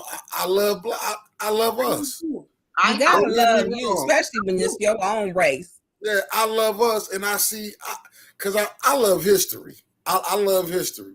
Like when I be sitting down with Brother Roberts, because I go back on YouTube, go study, look at the old thing. I'm like, we had the Black Wall Street, we had Brownsville, Chicago, how the policy game got started. We had to have our own because they didn't want us included with them. And all I'm saying is, I ain't saying all white people is wrong. But what I want to see is, since y'all saying that y'all are friends, show us now. And be open-minded, because I think that for me, and Allie is a lot younger than me. Well, my kids are older than her. But show us though. Tanya, show us. W.T. Stevens. Let's get them some contracts now. I'm saying I get that. And W.T. Stevens can't get a contract until they're paid for. They're kind of in this limbo now with this administration. You can't get a new contract until they're still saying they have issues. I want to know, and I have asked, what are the issues that are holding up you paying W.T. Stevens? As long as they are held in this limbo, they cannot bid on another contract. That needs to be settled. And that is the part. Go ahead. Sorry about that. Let us see our counterparts bring that to the floor. I agree. And that should be, but I'm saying get to know some of them. There are some common interests. And I know that it's, some people are hardcore Black people, and some are, middle or whatever. This council, like I say, you got 5 votes that you need. We got to be able to count 6 to override. You got to find at least 5 with a common interest to get something to prove. So whatever our agenda is, and browbeating people over the head is not going to work. So we got to find something. But Tanya, this me. I'm a businessman though. And this what I mean. This what I mean by this. I'm not so crazy when I'm saying, like, me and Shatara want to put a forum together.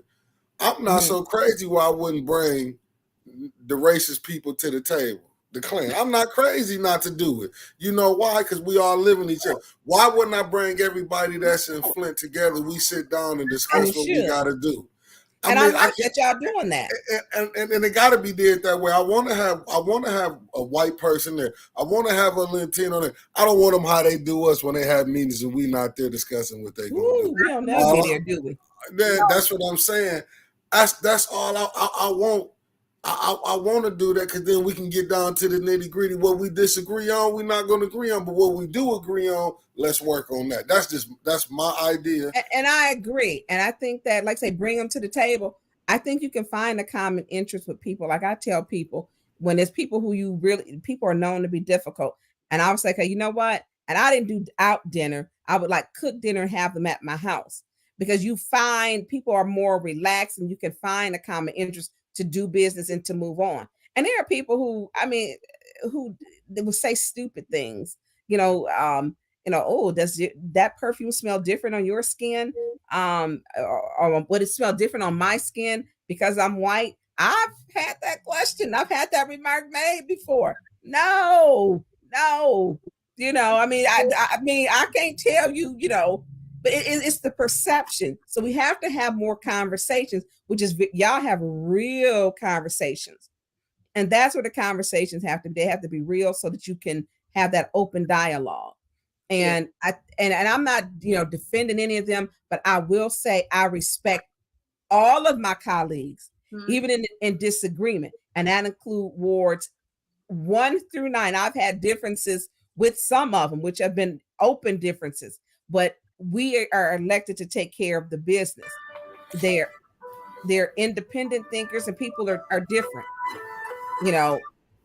And for me, I have to do what the 6 ward residents want. My people are active, and they got all my phone numbers. Yeah. So that must have been that Jacquez calling me, I bet too. No, that was my phone. My bad. No. When I answered my phone and I put it on there, I think I got the wrong number. I don't want to put his number back out there, but I think that was probably his. He can say I answered his first call. But I do think it's important to bring people of different races, cultures, backgrounds, environments, because Flint is kind of like a mixed hodgepodge, and we have gentrification here. Yeah. Oh, we in trouble. Exactly. That's what I saw. I ain't being funny though, but when I saw some white people jogging and had their dog out on the north side, and I want to say it was on Clement, I said, what the hell? I was looking, it was just a couple shoots the night before. I said, now this is something different. Yeah, I be telling them, like, them white folks ain't scared of y'all. Y'all you better get rid. They moving in, buying low. Yeah, right. They're not scared of y'all. That's right. But what I want to do say is for the people that, you know, are just now starting to tune in and just now starting to watch or whatever, you know, and you think that my platform is biased. It's really not, and I'm not. You know, the people that have been watching me since I started doing this will tell you right now, I'm really not biased at all. Even Tanya can tell you, I'm not biased. You know, like I'm not on one side of the fence or the other, you know, and I continue to say that. Like, I have a love for Flint, even though I don't live right there hard in the city of Flint, but I do have a love for Flint. And I want to bring everybody on. I want to hold everybody accountable. I don't care if you bright blue with pink polka dots. If you got something to do with some of that stuff out there, then I'm going to hold you accountable. Ask Jaleel. Jaleel can tell you, we can go around, upside down. I go upside one side of his head and down the other, you know, but we going to hug it out at the end of the day. That's my man, $100,000. Same with Art. You know, Art will get mad. He might not talk to me for a week, and we'll talk again later. Girl, he get mad at everybody. Right? But what it is I don't want. This is where I'm at, and this is exactly what I told Mickey. I said, Mickey, I want the platform to be open. I want everybody to feel a part of it, but I really want to get down to the work and ask the real questions. Yeah. And if they can't answer it, then that's what I want the people to see, that these people don't have no answer. This who you want in there? This what you want? Then that's on you. I feel like him on Black Panther. This your king? Oh, okay, that's what you want, by all means. But that's that. I feel like that's what I'm here to put that part out there, right? But what I'm not gonna do is just be biased. I'm not gonna do that. I'm not gonna be on one side or on the other side. I'm gonna call it out on both sides, because here's what happened. What you are when you being a real friend and when you being a genuine person, right?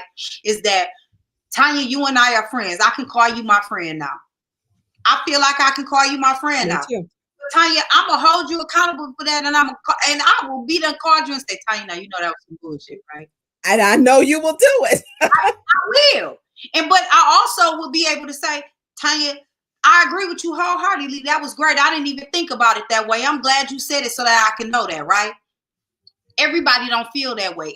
A lot of people want yes friends. I'm not a yes friend. Yeah. I'm never gonna be that.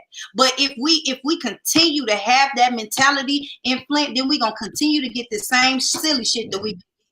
And so that's why I be saying that when we gotta hold people accountable, I'm not saying hold people accountable and be disrespectful, but hold folks accountable. So when I told Mickey, when Mickey approached me about doing this podcast, and at first I was hesitant and I didn't even want to do it. I'm like, Mickey came to me with this a long time ago. This probably could have been over a year in the making, but I was right. It's a good platform. But when I told him, I said, well, Mickey, I want to continue to be not non-biased, but I also want to be able to, when I talk to people the first time around, if I don't know them, I want it to be a get to know you session. I don't want it to be a bashing session. I don't want it to be one of those things where I'm just pow, pow, pow, pow, pow. I ain't typing, right? We gotta build some type of camaraderie and build a bond to where we are able to talk to each other, and you feel comfortable with saying something to me, and I feel comfortable coming to you and asking you the real hard, true questions. Now, if you can't take how I talk, I get it. Everybody can't. However, I'm not gonna be disrespectful, but I'm gonna ask you some questions. I'm gonna say it like I say it. I'm gonna ask you the questions, and sometimes it might be a cultural difference, and you don't understand it. You might think that I'm being disrespectful, but I'm very passionate about what I'm passionate about. That's my people, and I'm not ever gonna do nothing at the plight of my people, and I'm not ever gonna not communicate and tell God out for the plight of my people. And I feel like that other people that come on the trolls that come on, right, and want you to be biased and want you to say things like that.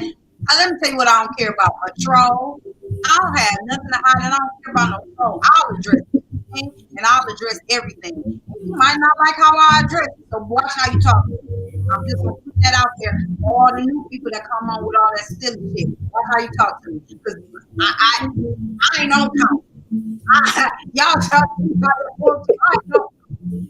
You gonna be you. I'm gonna be me all day, every day.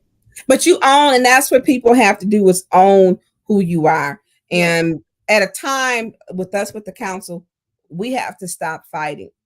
I went to Eva and said to Eva, I don't want you and I to be in this space or place. I want you and I to be in a better place so that we can, move forward. And I went to her, and there's been times where she said, hey, thank you for that. Because we have to set aside our differences, find our commonalities to take care of the business. Because if we need those 5 votes, we don't know where they're coming from. So we need to find something in common with each other. If it's the business of the city, I don't want to say no just because I don't like Mays. I won't do that. Yeah. He put something forward. I don't want, and it's a good idea. I don't want to vote. I won't vote no on it just because it's his idea. If Eva puts forward something that's a great idea that's going to benefit the residents, I'm not going to vote no on it because people think we have a difference. I don't have differences. I want to work towards us moving together, because if I don't want to be an obstructionist and make sure we're handling the business. If Mayor Neely brings something forward that needs to be done, he knows I'm gonna vote for it. If it's gonna benefit the people, he knows I'm gonna vote for it. And that's what I'm saying. We have to do what's good for the residents. Put your feelings aside, put them in your back pocket, take care of business. Right. Absolutely. Absolutely. Well, Tanya, I just wanted to let you know that I appreciate you. I appreciate you being able to come on and talk to us, and I appreciate you answering the questions. I appreciate your transparency. I appreciate you now being my friend. I appreciate you allowing me to be able to come to you and say, Tanya, I don't like that. Tanya, and I know, and listen, and I expect you to, because I may need my coattail pulled. Yeah. I'm not perfect, and there's some things you don't always see. Just like everybody can do something, you can pick up on a little bit of something, and I guess analogy would be like, I don't make greens like my mama make greens, but if it's something missing, she can, you need to put a little bit more of this. Yep. So people in your core group should be able to tell you what you're missing and what you need to correct. And that's what we should all, holding our community members responsible. And that's what it's about. Now, I didn't plan to come on here because today I was supposed to fold up all them clothes, Satara. I had all these plans to do this stuff. I had my little t-shirt on, and I was like, I'm doing my little emails. Now you were coming out, and I was expecting Pop on here. Yeah. And I thought I was going to hear him talk. That was going to be interesting.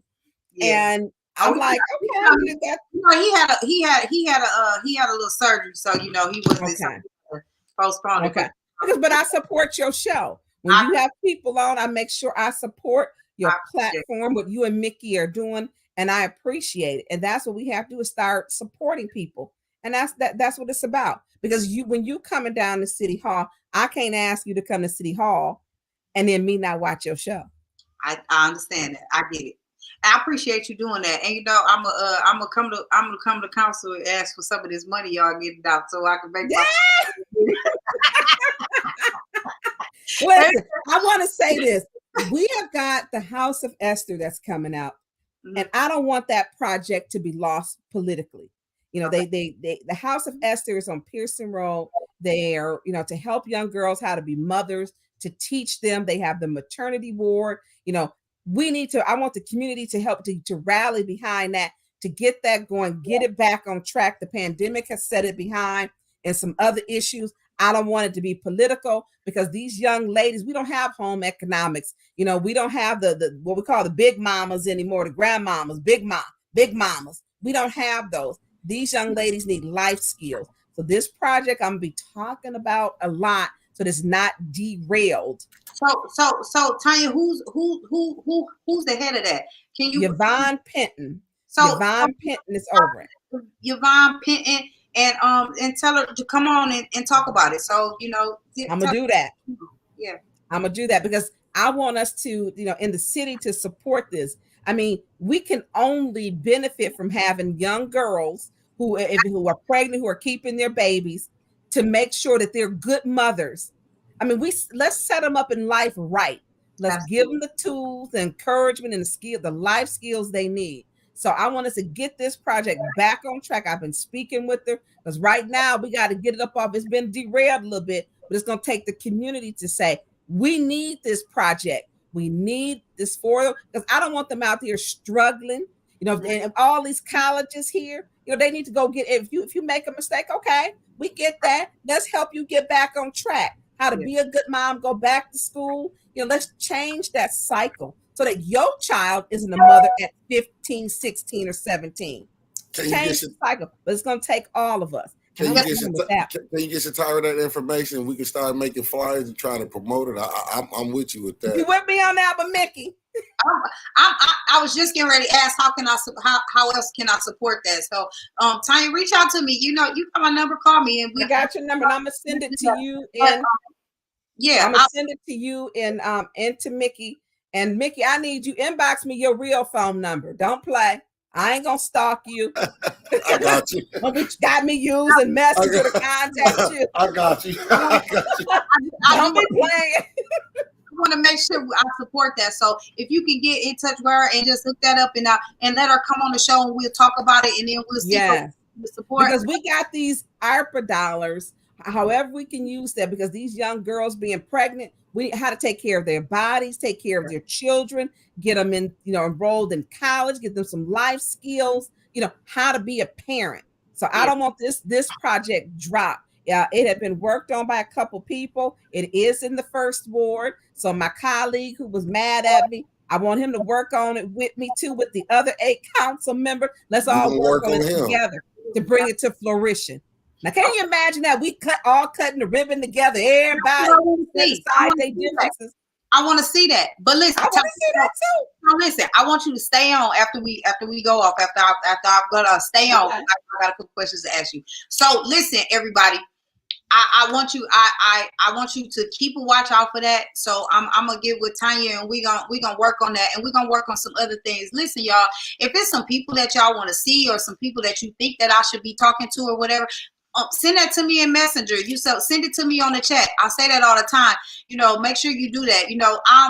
I'm non-biased, and there's some things that y'all want to talk about. Say that. Tell me what you want to talk about, and we can do that. It's some research that I do. One thing everybody can tell you is I'm gonna do some research. I ain't gonna talk about nothing I don't know about. When it's something I don't know about, I bow out gracefully. I don't do that. But are y'all gonna do candidates too? People who running? Yeah, because you got everything running. School board people. I would love to do all of that. Send me all that list. I'll get in touch with everybody. Everybody. But y'all be like pulling the stuff out of people. People need to see this. If you come, this is like at the barber shop or the beauty shop. It's the barber and the beauty shop, the platform. Y'all just get right to it. You know what I do, and Tanya. So you know what I'm working on getting a spot so where I can do it in person. So I want to make people feel real comfy in doing that, so I can get even more about you. So you know what I'm saying. So I'm working on that. I'm gonna give a plug to this too. The Flint Public Library, y'all, it's awesome. You got those rooms you can get. May 19th, it opens up, but that's for May 19th through the 21st. Okay, is when it's for the that's their grand opening. They got the green room. It's that little backdrop green thing.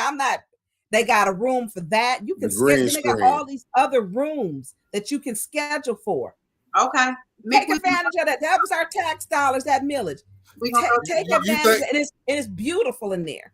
You think they'll let me come in? I know they're gonna let Shatara through the door, but they already don't like Jaleel. They don't like Jaleel. But I'm coming. I mean, take advantage of that beautiful facility. I sure take am. Advantage of it's there for us. I'm gonna put a sign up there. I'm gonna let them know the black room. You got us. Becky Brown, you got us. You got me in spot, Becky. I hope so. Yeah, Becky knows it's a beautiful place. Thank you, Becky Brown. Well, listen, let me tell y'all. I listen. Y'all been rocking with me for 3 hours. I appreciate y'all. It don't even seem like 3 hours. Listen, let me tell you, I really truly appreciate you. I appreciate you being open to come on, even when you ain't dressed and you out. You're still listening. I appreciate this. You know what's a term? People take me as I am. If you at my house, I'd always come over. If I got some beans, you can cook some beans. Yeah, you know, it's real. And people, we need to take time to get to know each other. I don't care if people see me with my hair done. I promise people one thing. I will take a shower and I will smell expensive. That's it. You better say it because I feel that's the same. It. Listen, that's it. If I don't do nothing else, I'm gonna be clean. I'm gonna smell good. I might not smell shit, but I was. Exactly. But I'm here. Listen, but I appreciate all y'all rocking with me. I appreciate y'all staying on here for 3 hours with me. I really do. Y'all are so dope. And I want y'all to tell a friend, to tell a friend, to tell a friend to come on over, like, share, and subscribe. Come talk to me. You know, I ain't shame. I ain't shy. I'll talk to whoever. Let's do it all the time. And you know, as always, I always want to tell you all to take care of you, take care of your mental health. Make sure you love it on you, because if you don't love on you, you can't love on nobody else. And what's better than you? Absolutely nothing is better than you. So make sure you take care of you. Take some time out to relax, relate, release. If you got to just step away from everything for a little while and get yourself back into the norm. If you need to go and see somebody, please don't be afraid to go and see somebody. Make sure that you know there's no shame in going to see somebody, to make sure that you are okay. I love y'all. I love y'all so much. Y'all stay cool. Have a great weekend. Stay safe out here. Please stay safe. Yes. I appreciate y'all. And I hope to see you all next week. I love y'all. Peace.